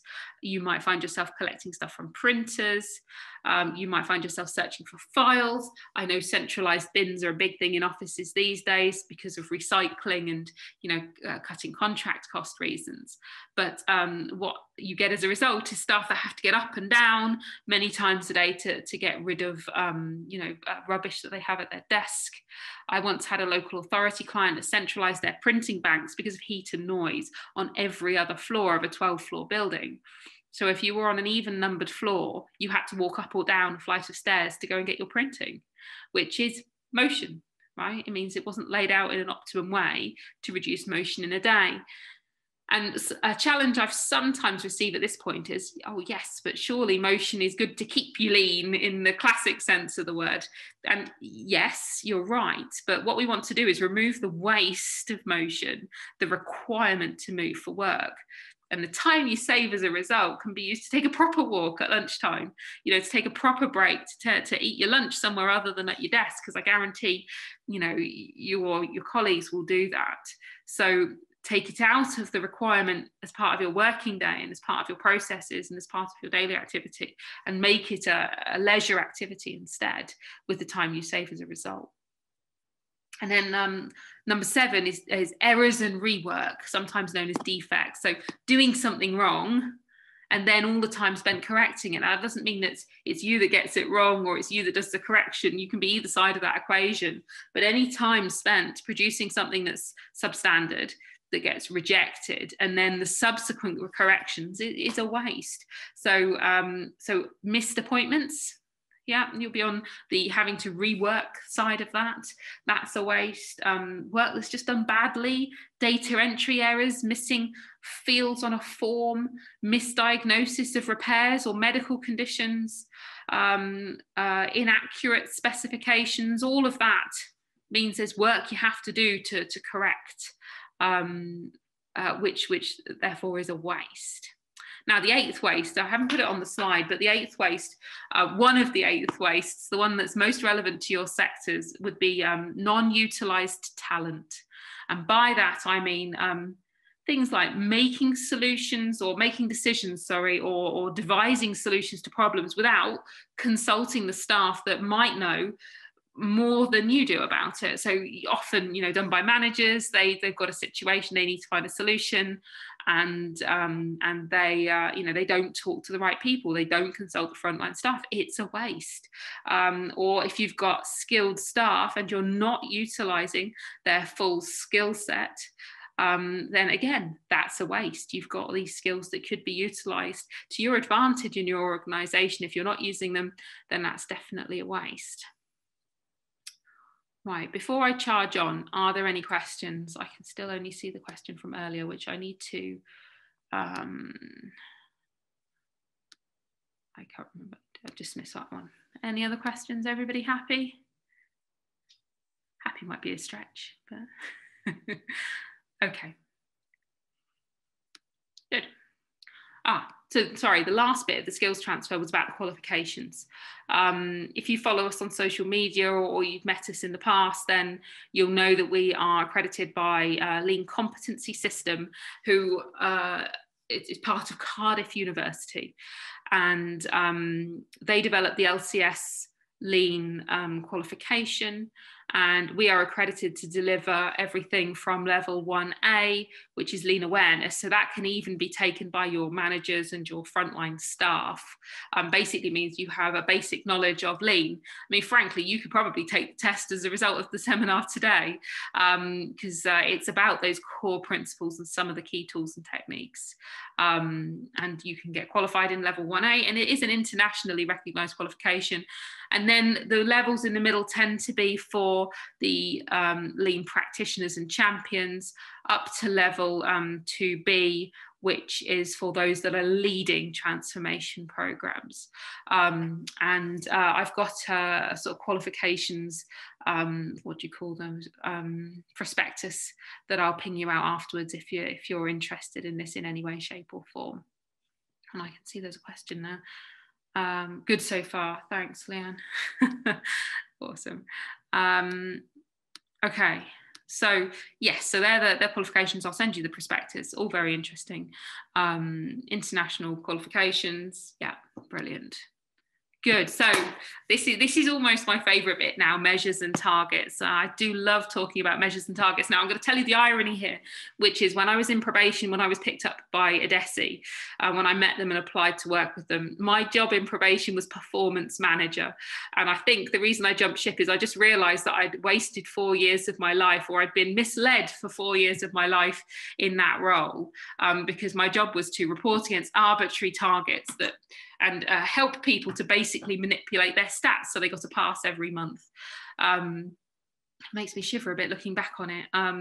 But let's first of all talk about what data is important where in an organisation, because the first trap we tend to fall in is that everybody looks at the same KPIs. The KPIs that are assessed by your executive team are the same lagging, and by that I mean stuff that happened last month that the frontline team then see. And the irony is the frontline staff do the performing.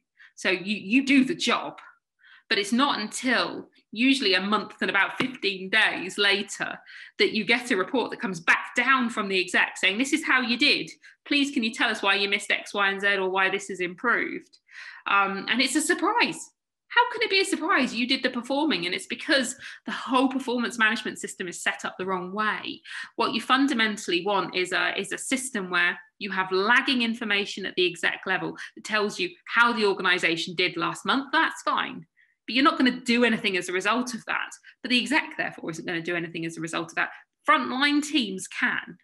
So what they need is leading indicators, activity metrics, things that tell them whether today is a good day or a bad day, and whether they're achieving their purpose or not, stuff that they can react to, and therefore that they can influence those lagging performance indicators.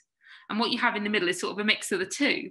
But the point is, if something's going very wrong at frontline, you've got high levels of sickness, your demand's increased exponentially, you can warn those at the top of the triangle. You can send them information to say, look, this is what's happening this month. We have got an exponential increase in demand for this or that or the other. So this target or this measure is going to be missed unless you want to do, unless you want to advise us on something we can do, unless you want to let us, hire more people or borrow people from this team or whatever a solution might be. But those lagging stats will never be a surprise to frontline teams. So executives, senior management look at lagging information. This is how we did. And they've already had any context information they need to explain why the figures are as they are. Frontline are dealing with day-to-day performance data that helps them influence what they do. Okay, so that's what we want to be looking at. That's the measurement culture we want to set up. And a measure is not the same as a target. A measure is about understanding the situation you're in and performance based on real data about what's happening, whereas a target is all those things down there. So it's usually a single measure, which is pass-fail, first of all. I know you get these stretch greens and these ambers, but it's pass or fail, fundamentally. They tend to be pretty arbitrary or pointless. They're usually set based on what you've achieved in the past or what other people look at, or sometimes a bit like that. They're often, seen as being maximum levels of performance as well. So if we look at my example from the Revs and Bens team that we walked through earlier, they very much saw 28 days as, that's where we should be aiming for. The fact that we've done it better is great, but people often sort of rest easy once they've achieved their target. They're often, only one very tiny aspect of a complete service, and they always skew behaviours.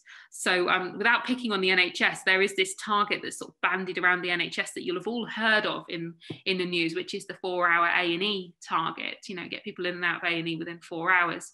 And it's such a tiny aspect of the overall service as well, and it depends on so much, and there are so many other measures you could be monitoring at to help you understand that overall service. But the behaviours it leads to are the things that we see in the newspapers, because staff are therefore paranoid about achieving the 4 hours, because that's what they're wrapped over the knuckles about. That's what the papers pick on. They do things to make sure that they hit that arbitrary indicator, rather than focusing on, how you can see people as quickly as possible, effectively as possible. Because let's face it, we all want to be effectively treated before we want to be quickly treated. That's a secondary consideration, speed. But it ends up with things like people being left in the ambulance because you don't start the clock ticking until you go in through the doors and register, but of course that ties up an ambulance, or people taking the wheels off the trolleys because then it's counted as a bed, so you're no longer in the A&E, and all those sorts of things that tie up capacity and time and brain power when all those people working in A&E want to do is treat the patients, but the target skews the behaviours. And trust me, I could come up with an example from every single sector about how that happens. Let's go back to housing and pick on them for a bit. This was and still is in some sectors a very typical target in the sectors, and you could switch it around, and I could say to you it's 90% of complaints to be responded to within 10 days, because that's another one that probably is across your sectors. But in this example, it's 90% of routine repairs, so that's basic repairs, not ones that require major works or rewires or anything significant to happen in the property. So at the point it's reported, we expect routine repairs to be completed within 20 days. And my question to you would be, what's wrong with that? Okay. And again, I forget this is not quite as participative as a face-to-face thing, but the first thing that strikes you is, why 20 days? Yeah, because we have 10 fingers usually, 10 fingers, 10 toes. It's usually rounded up. You very rarely see a target that's 19, 18, 21. Usually adds up into weeks. You might see 21 because it's a multiplication of weeks, but it's usually working weeks, right? 5 working days in a week, 20 days. Why 90%?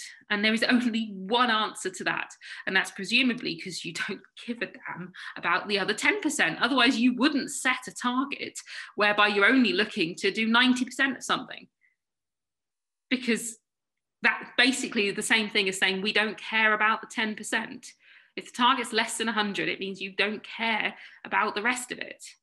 And the answer in this particular case, because this actually came from a client example, is because it was 95% before and they'd missed it. So they reduced the target to 90 to make it more likely that they'd achieve it. The other problem with this is, what is routine? And there are sort of benchmarked definitions of routine, but ultimately they're quite subjective, and they do tend to get changed around a bit, and categories change, and people find new work and things to help push it out, so they get longer and it becomes a major repair. So there's all sorts of definition problems with that. The other issue is, if the repair never gets completed, does it get measured at all? And the answer is no. If you don't actually hit complete on that repair, or you do something like abandon it instead, that stat will never get registered against that KPI. So there's ways around it anyway. And who decides if it is complete or not? The people that you're measuring. So what's the incentive for them to hit complete on a property that that they've missed the target for? And it does skew those behaviours. And lastly, what will the team do if they're currently at 88%? And the answer is anything they can to get to 90%. So that usually means a bit of data cleansing, a bit of abandoning jobs. I've got a consultant colleague who used to be a gas manager, and he's delivered this to the Direct Works Forum before, a presentation on measurement and improving performance. And he describes a technique known as ninja knocking, which is where, you know, actually if the person's not in when you turn up to do the repair, then you get to complete it off as a not in, but it counts towards your stats. So he said what people would do is they would run up to the door flap, put the "you weren't in" card in very quietly, and then run away as quick as they could, because actually they wanted to get through lots of repairs, but without doing the repair and get the stats. But that is totally counter to the purpose of the repairs process. Okay. Yeah. So there are all sorts of problems with targets, basically. And again, if you want to talk about it, I've got so many examples that I could talk you through, things that impact me day to day, whether I'm waiting for a bus or a train, whether I'm trying to get from A to B, whether I'm receiving service in a restaurant. You know, you can see the impacts that these bizarre targets sometimes have when they're used wrongly. So a couple more case studies, again on the website, but Lancaster City Council, they wanted to look at void loss. And you can see the results they had there. Fundamentally, the problem with voids is that the property team, the team that have to do the work on the house to turn it around, to get it into the lettable condition so somebody can move in, so do the repairs on it basically, they tend to work on properties as soon as they come in. So, you know, a first in, first out basis, regardless of whether there's a customer for that property or not, which of course means you end up with properties sat around completed with nobody wanting them, potentially, or that, you know, properties where you do have somebody that wants it, you know, ends up at the back of the queue because that property came in third.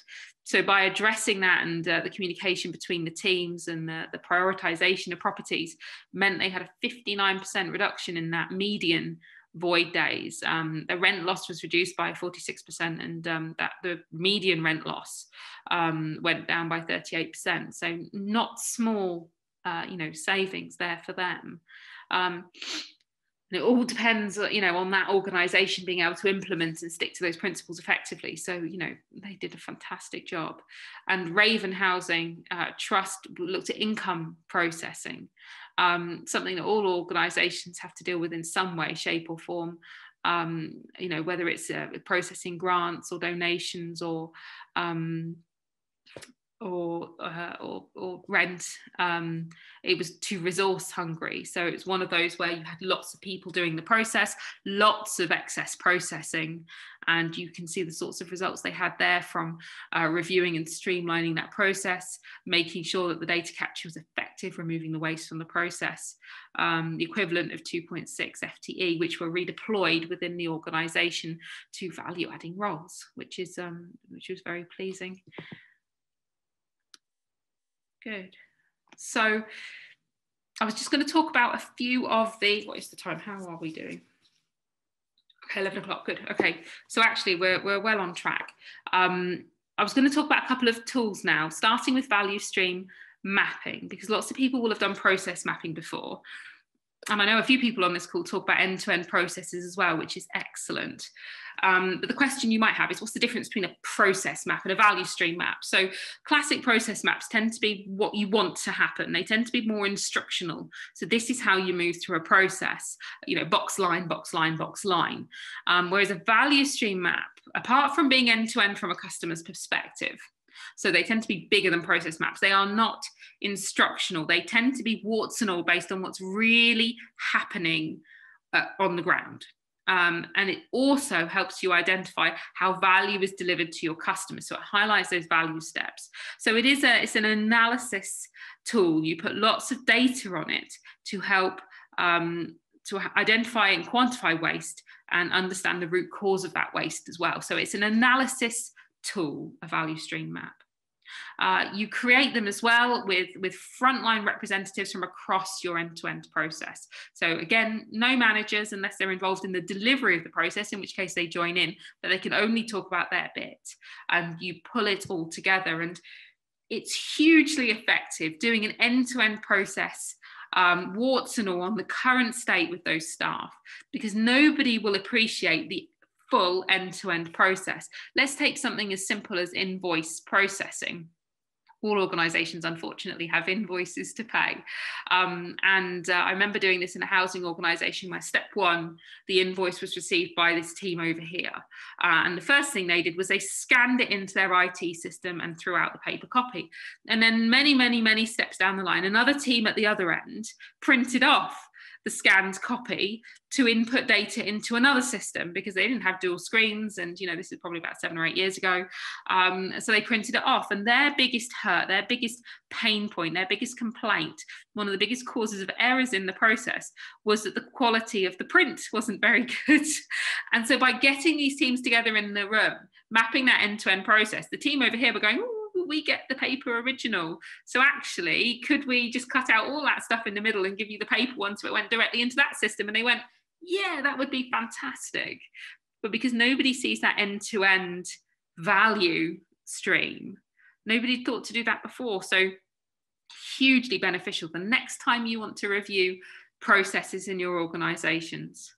However you do it, make sure you involve people from across that value stream. You'll be amazed at the quick wins that will come out from having the right people in the room at the right time and describing things warts and all. You have to make it a very blame-free environment.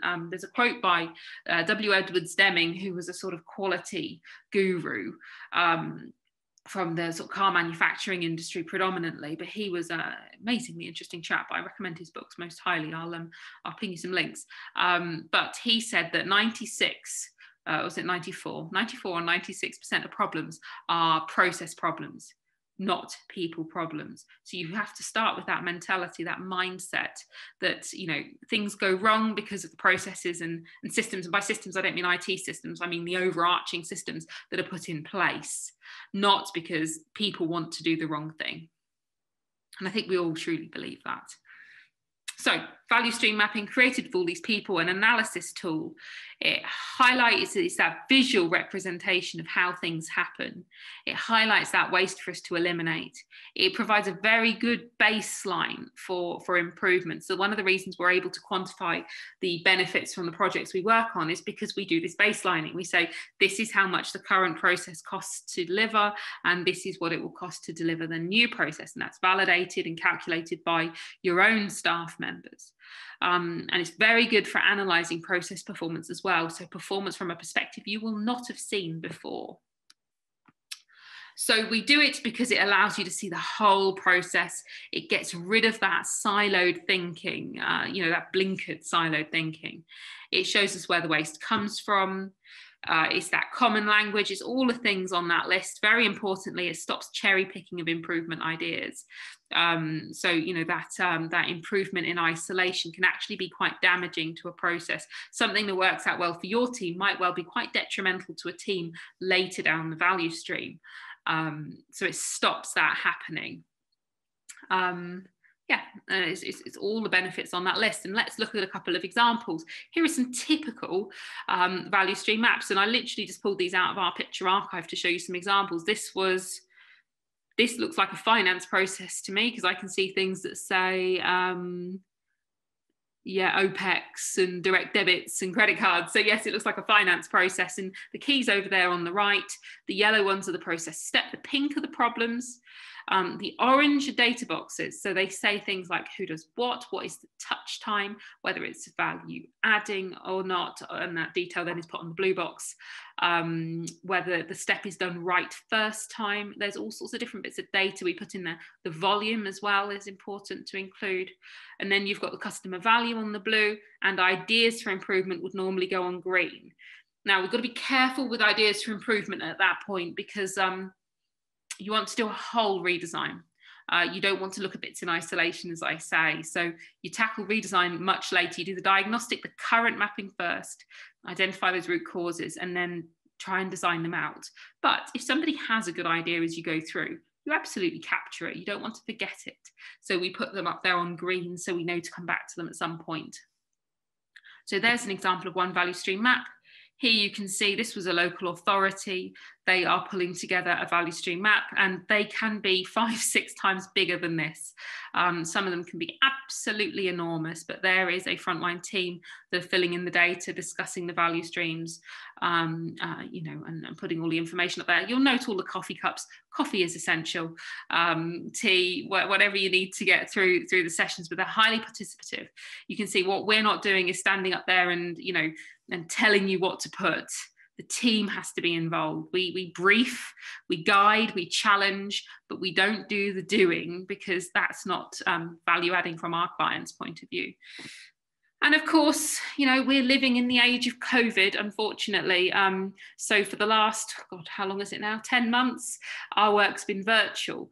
Amazing how, you know, how busy we've been, and how much people have wanted to continue with this sort of work. And of course, it's picking up tenfold now as well.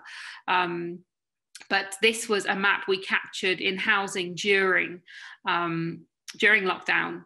And you can still do it in a collaborative, participative, that was tricky, way, using some online tools like Lucidchart and Mural, breakout rooms in Zoom.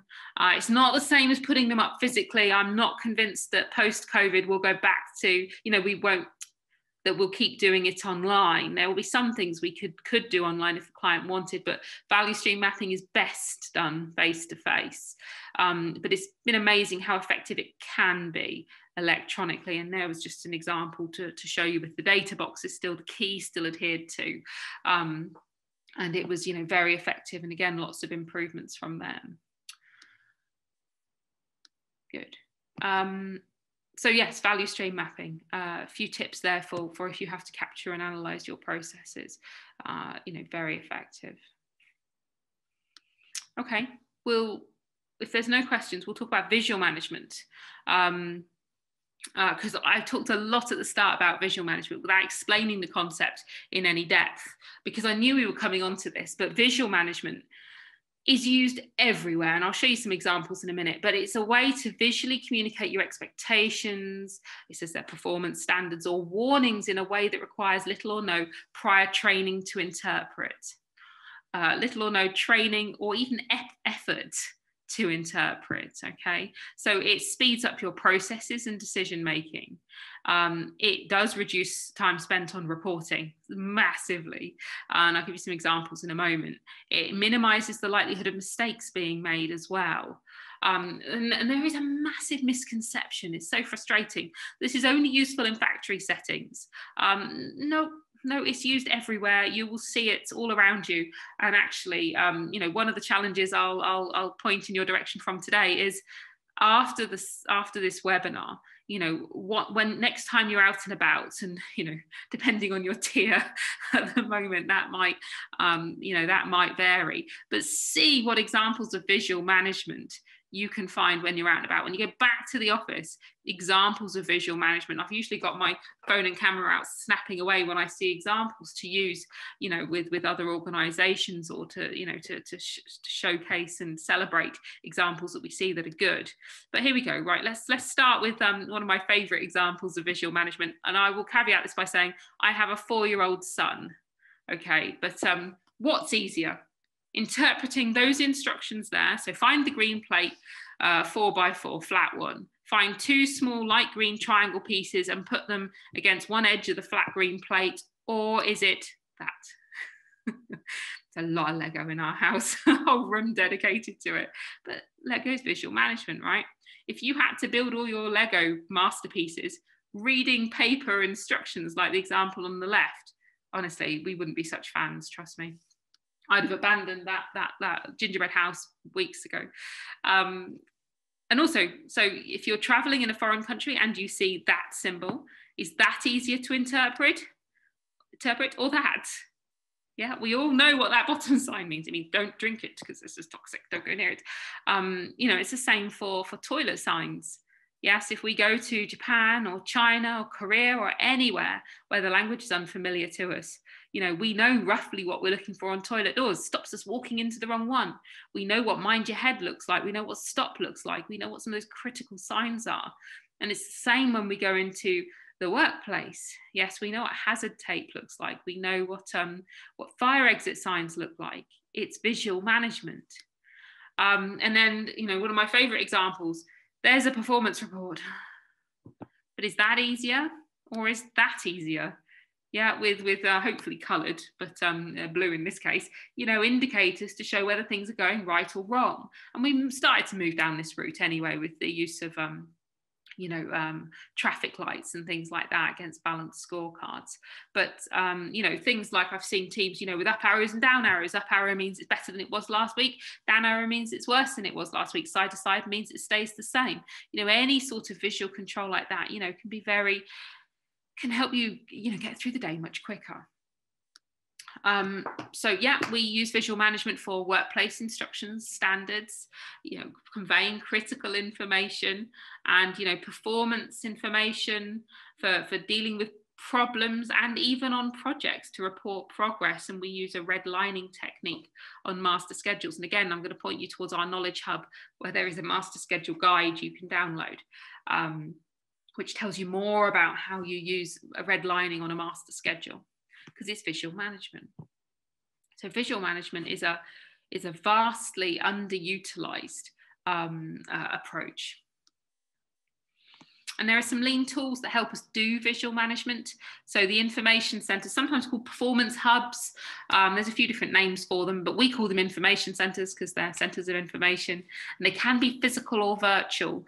Obviously, these days now, a lot more virtual than physical, but there is something about a physical board that I do love.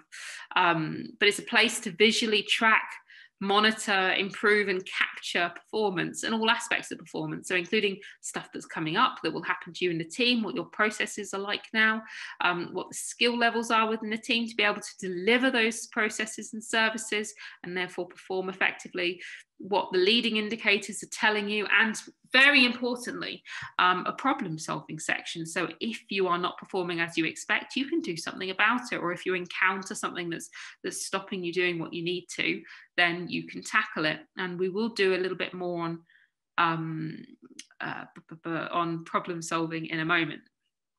We've also got 5S. So it's that workplace organisation method. It applies to physical and virtual working environments. So physical used to be very important. It's very important still in medical settings. I've done a lot of this with district nursing, for example, and supply cupboards. You know, it's about making sure you got the right thing in the right place at the right time. So A, you never run out of something. B, things never go out of date. C, people can come and access the things they need quickly without looking around, and it doesn't take, you know, 10 years to do the stock take and reorder stuff every month. You can do it on stationary cupboards. You can do it on your physical working environment to make sure that you're not having to walk too far to get the things you need to do your job. But very importantly, particularly post-COVID, and with the introduction of, you know, more cloud working and things like that, it's really important in the virtual environment. You know, searching for files, policies, documents you need could take you absolutely ages in the electronic world. And most notably, you often find multiple copies of one document, some of which are out of date and you're not sure which are relevant. So having that streamlined, effective electronic working environment, so you can lay your hands on the the copy of the document or policy sorry you need quickly, is really important. Just as and again, another challenge for you to take away, and you'll like this one, I promise, is go away and ask your IT team to do a quick count, might not be so quick, but to do a count on your shared drives or on your SharePoint. So it depends what you've got. Some people have still got like S drives or shared drives or G drives or whatever it's called. And on the shared ones, and just say how many documents or folders there are. So both. So how many individual documents and how many folders are there? You can do it on your SharePoint as well. You could do it in your cloud drive or whatever, but how many shared documents there are available to you in your organization? And I'll give you two extremes. So one organization, let me think, had 40 members of staff, okay? And on their shared drive, they had, and I get people to guess at this point, but again, not easy with the webinar. They had, now let me get this right, it was 100,000 folders and 250,000 documents across their shared drive. A massive number of those were duplicated. So there was more than one copy, and of course the duplicates always had different, completion dates and things like that.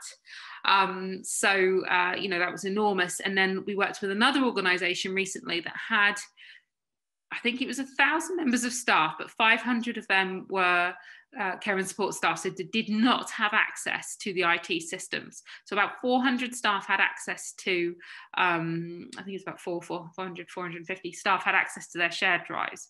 And they had 10 million documents across their shared drives. Absolutely enormous. And by applying 5S, not only do you sort what you've got, but you put rules in place to make sure it doesn't happen in the future. And I guarantee whatever you think of your shared drives, the numbers will show worse. So if anybody wants to email me the results of their investigation, answers them on the back of a postcard, please, or into my inbox would be great. We've then got Kanban. So Kanban is a visual technique for managing the flow of work through a process. Classically, you see Kanbans as boards where you've got to do, doing, and done. But the important thing for controlling the flow is that you limit the amount that you can have in the doing at any one time. So you can't start lots of things until you've finished something else. You often see them as visual indicators as well to indicate the need to replace something or refill something. So they're used in vending machines. They're used when people have forms that they need to refill. You often come across a Kanban card that you give to someone and they reorder something. So Kanban is a technique for managing the flow of work, a visual management technique. And then lastly is that master schedule, that master plan of everything happening in an organization, and what the progress is on all of those critical projects. And again, resources on all of those, available to you all. Good. Anyone got any questions on some of those visual management tools?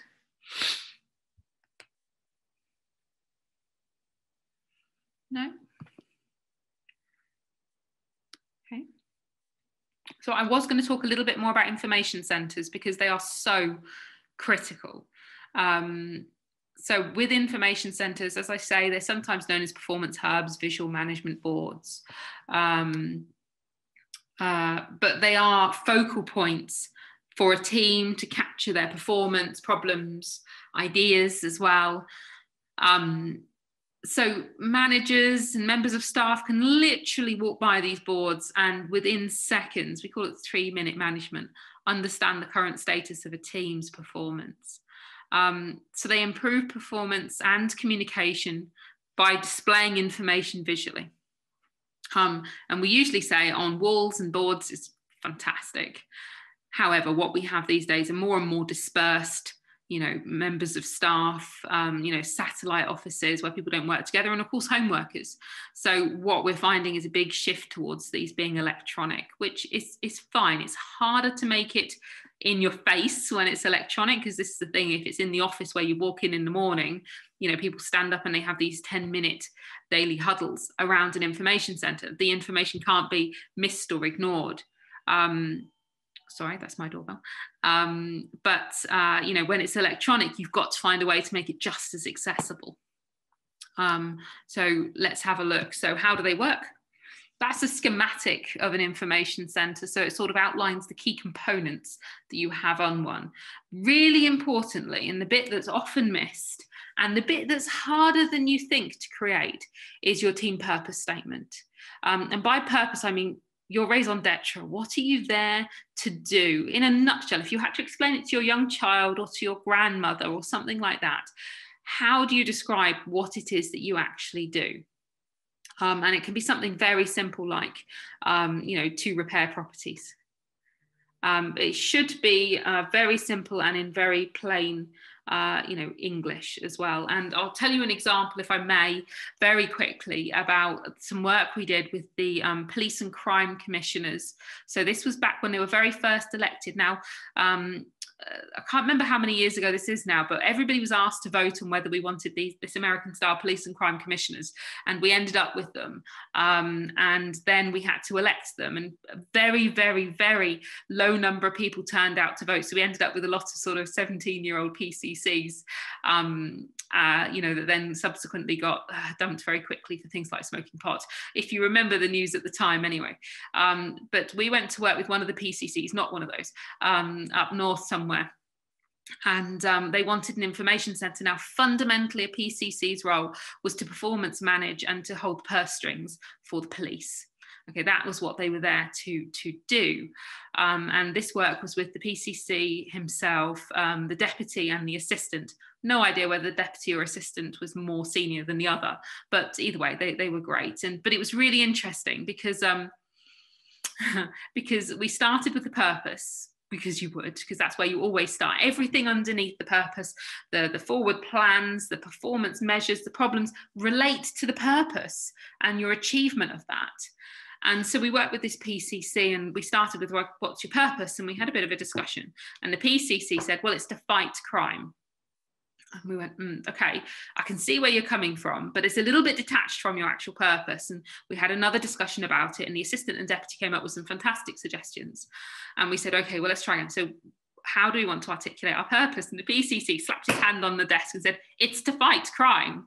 And I could only conclude that in his spare time, he was Batman, because I couldn't ratify it any other way. But either way, we ended up with a bit of a botched purpose statement. It's the only time it's never quite worked. But your purpose statement needs to relate to what you do, not respiration, because even the police, I don't think, would say their purpose is to fight crime, is to prevent it.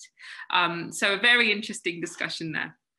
But information centres can work very well in isolation as a standalone tool in an isolated team. You will get benefits from doing that. You get full benefit, like the transformation programme, from having them up and down the organisation. So every team has one, every management layer has one, and the exec has one too, because you pass problems up where they can't be solved within that silo or within that management level.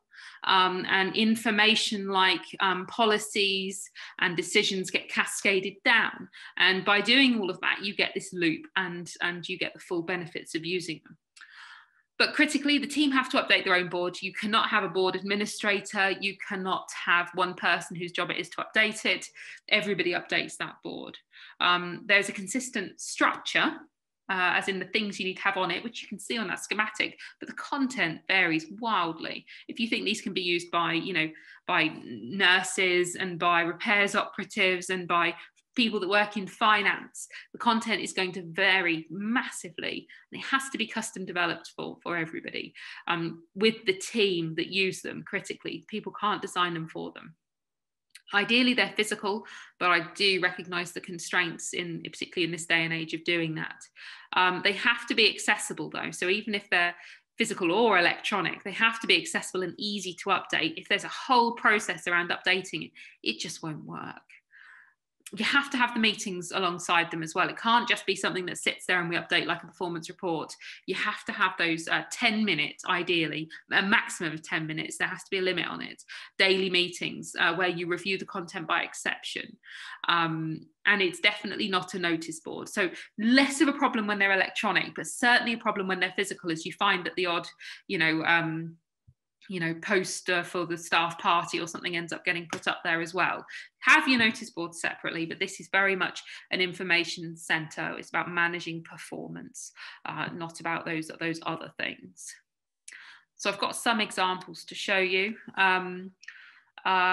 You can see they're quite visual, some more so than others. You can see the smiley faces on the one on the right, and the sad faces, and the arrows denote whether things are moving in the right direction or the wrong direction. A lot of use of post-it notes. The one on the left is particularly clever because this was for a repairs directorate. This was places for people, if I remember rightly. Yes, I can see the logo. Places for people who are a very large housing organisation operating across the UK. And of course, one repairs supervisor would manage many repairs teams. And they're not all based in one place. So what the supervisor would do is they would fold up the board, throw it in the van, take it with them to the briefing with the next team, and unfold it. And there you can see that they're dealing with the problems over on the right, and the green problems are problems that the green and white, because they changed the slips, are problems that they've raised themselves, and the red are ones that have come in from other teams that they're all collectively working on, across the organisation. The middle, you can see some of the key performance indicators. And again, a lot of those are handwritten on every day. You want to keep it really simple. If you have to be constantly printing graphs and charts, then that's not great. You want things that you can write on and update regularly, because ideally these numbers are updated daily, weekly at most. And then over on the left, you've got other key information, like we had some rotas and some skills transfers. We had some communications that were critical. Celebrating success is a very important component of an information centre. It's celebrating all the things that you do well, and the successes you've had, whether that's thank you cards or improvements in performance, absolutely anything. There are no rules to it, but you must celebrate the successes that you get. It helps with morale, enormously. So they can look very different, but I also said they can be electronic. And here's just a few examples. So at ESSE, who we are, we've been virtual since 2004. And you'd hope, yes, that as an organisation that does a lot of preaching, that we live our principles, and we absolutely do. So I took a screenshot of the top of yesterday's IC before we started, and there are key performance indicators, and there's our daily priorities, and there's a link to our problem solving board and everything on there. And it's very simple. It's a Google sheet. The total disclaimer, it's a Google sheet, it's a web page, a Google page, and it's so easy to use. It's really easy to update, really easy to use, and we do it at 8:30 every morning for 10 minutes. And we ask for our next leader, and up it goes. But it's really simple. And it means, as a virtual organisation, we all see each other every day as well, because it can be a long time. In fact, my business partner and co-director of ESSE, G, I've not seen him since March face to face because of COVID. But we speak every morning on this, and then I probably talk to him more than my husband, but there we go. This is a client information centre. This one was One Housing Group, who have moved theirs onto SharePoint. You can see over there they've got Kanban activities. They've got their master schedule, their problem solving, their measures, all linked off their main page. And that's Dan there, he's their change manager, giving us a little tour. And this one was, they were called Bloodwise, but they're now Blood Cancer UK. So they had a regional fundraising team, very big regions, as you can imagine, in the UK.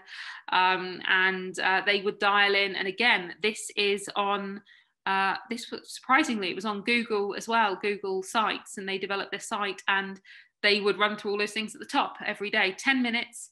Very effective. They're very kind. They let me join in one of their meetings to see how they ran, and they did a really good job. But it only works if you support them with the meetings. That's quite a critical point there. Okay. Good. So the information centres, as well as displaying information, it's about just as important. It's about acting on the information it gives you. So if performance isn't going the way you want it to, or if you can see something coming on the horizon, or if you know there's a change in legislation or your internal policies that's going to create problems, you want your staff to be solving those problems and dealing with them, rather than just reacting when they happen.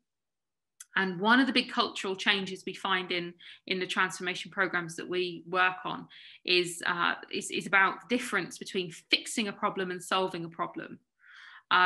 So fixing, as in the problem goes away now, but it's absolutely certain to come back. And that's usually where you say to people, oh, okay, well, I've solved that for this month, knowing full well that next month you'll have the same problem again. Solving a problem means you're addressing the root cause, so you're confident they won't return. But people fix problems because it's quick and easy to do at the time. But you have to keep reapplying that fix. You have to keep reapplying it. And solving a problem requires that upfront investment of time, but you only do it once. So it's almost a bit like spend to save. You put that time in up front, and then you save time from now on. But that's why people don't do it, because nobody ever perceives that they've got that upfront investment to give to solve the problem. But it's absolutely worth it. And that is a mindset that has to change. So let's use an example, and this is one my colleague always uses, but I do quite like it. So the problem, I've cut my hand on the desk and it's bleeding.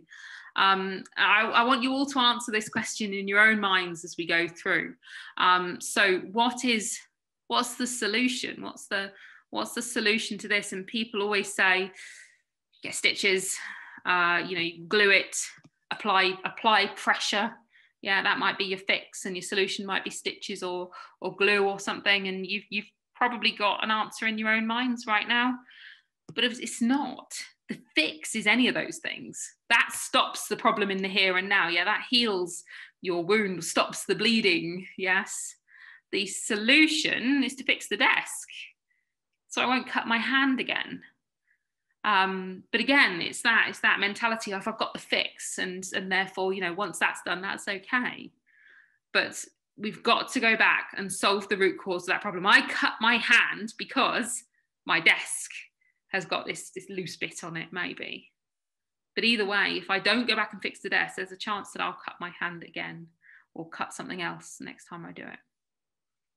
Okay. No, it's a strange example, but I do quite like that one.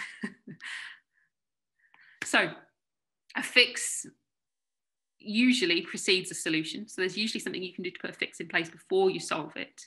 But as I say, people usually stop after the fix as the immediate pain goes away. And we talk about a problem-solving cycle, which is you first of all, and there's a step 0 that I've not shown on here, which was silly, but step 0 is to clearly define the problem, making sure you avoid all assumptions, making sure you avoid any mention of a solution, making sure you clearly define and articulate the problem is step 0. It's a prerequisite, like leadership buy-in to your transformation program. Step 0 of problem solving is define the problem. And a problem well defined is a problem half solved. So you define it, we then identify all the possible causes, investigate those and apply a fix. Yeah, we do want to apply our fix.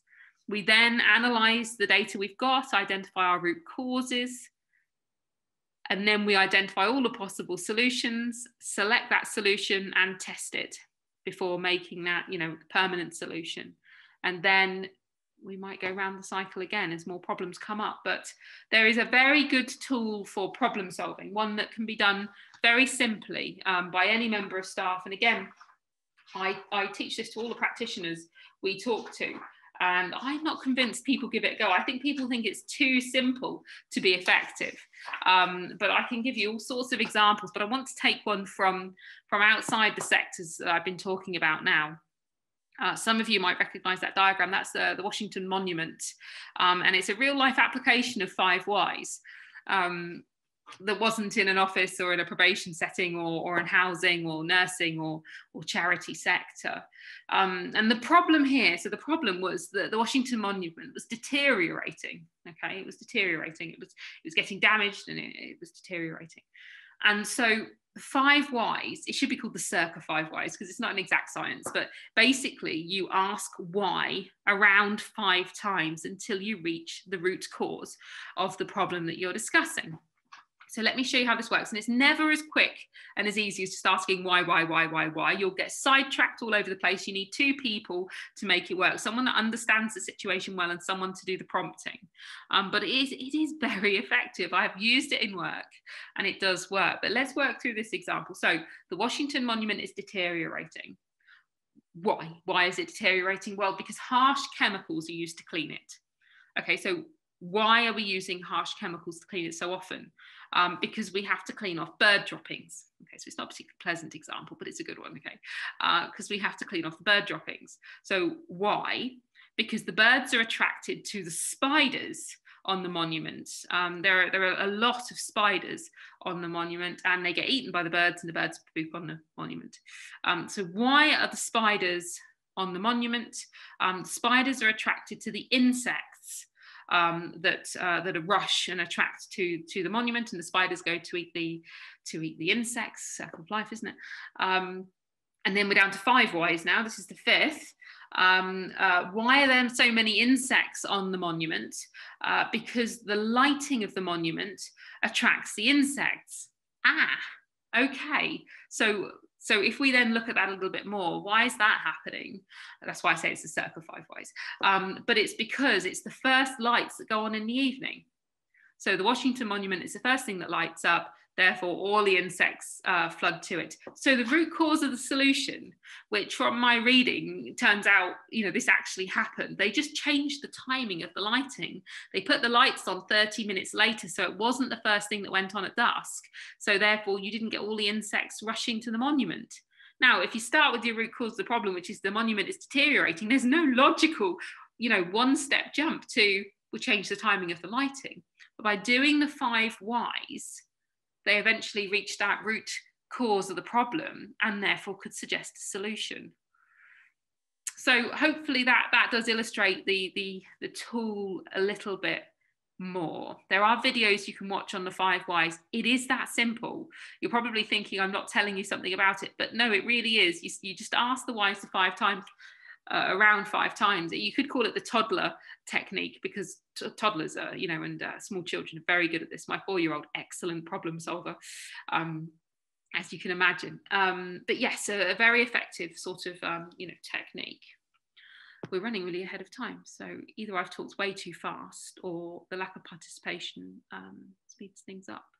But we'll have time for questions at the end. So all I wanted to do was wrap up with some final thoughts, really. And the first is that a lean transformation, we've always compared it to climbing Mount Everest, okay? And that's because you need more than that lovely picture of the destination and some instructions to reach the top. And yet the number of organisations we talk to where they've read a book and therefore want to, deliver their transformation, it's almost the same thing. We know where we want to go to, and we've got a book that tells us how we get there. But they're both major journeys. You need lots of planning and buy-in at the start. They're very rewarding to get where you're going, but you need a lot of commitment, particularly from those that lead your expedition. You wouldn't set off having just read a few books and, having been put on a treadmill, to do some physical training. You need to have spoken to existing climbers and done some coaching climbs and been to the climbing wall and all those sorts of things to get yourself ready. And there is a difference between those that lead the expedition and those who guide the expedition.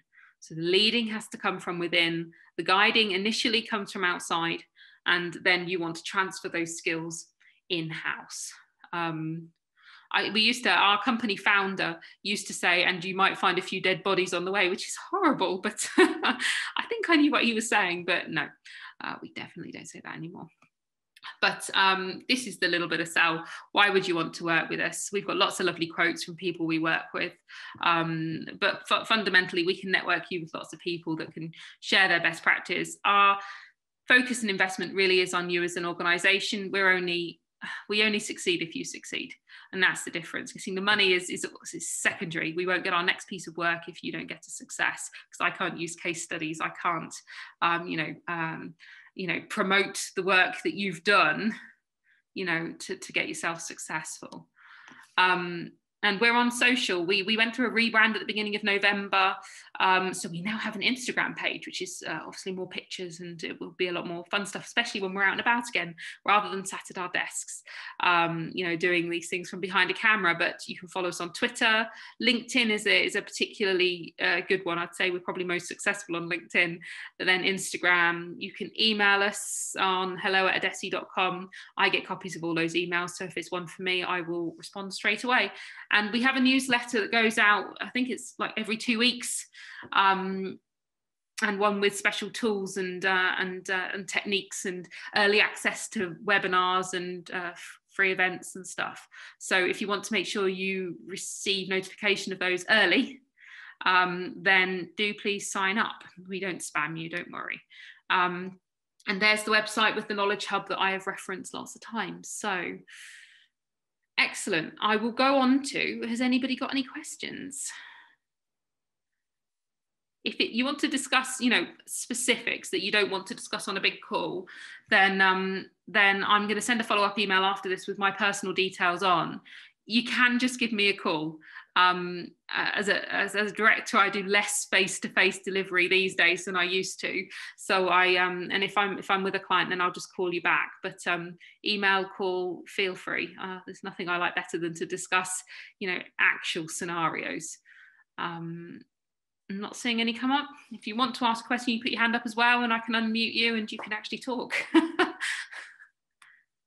No. Okay.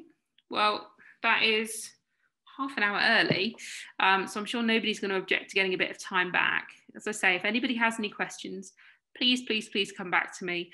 I will send out an email with a load of links in and resources and things.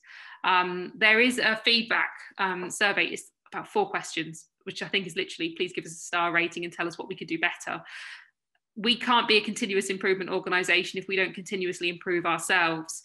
I've not run this session in a webinar format before, so feedback would be very much appreciated to make sure that we can, really nail this and make this value adding for future participants. So I'm always very grateful. You're very welcome, Claire. Excellent. Okay. In which case, thank you very much indeed. I hope everybody has a lovely Tuesday, and I will send a copy of this recording. Okay.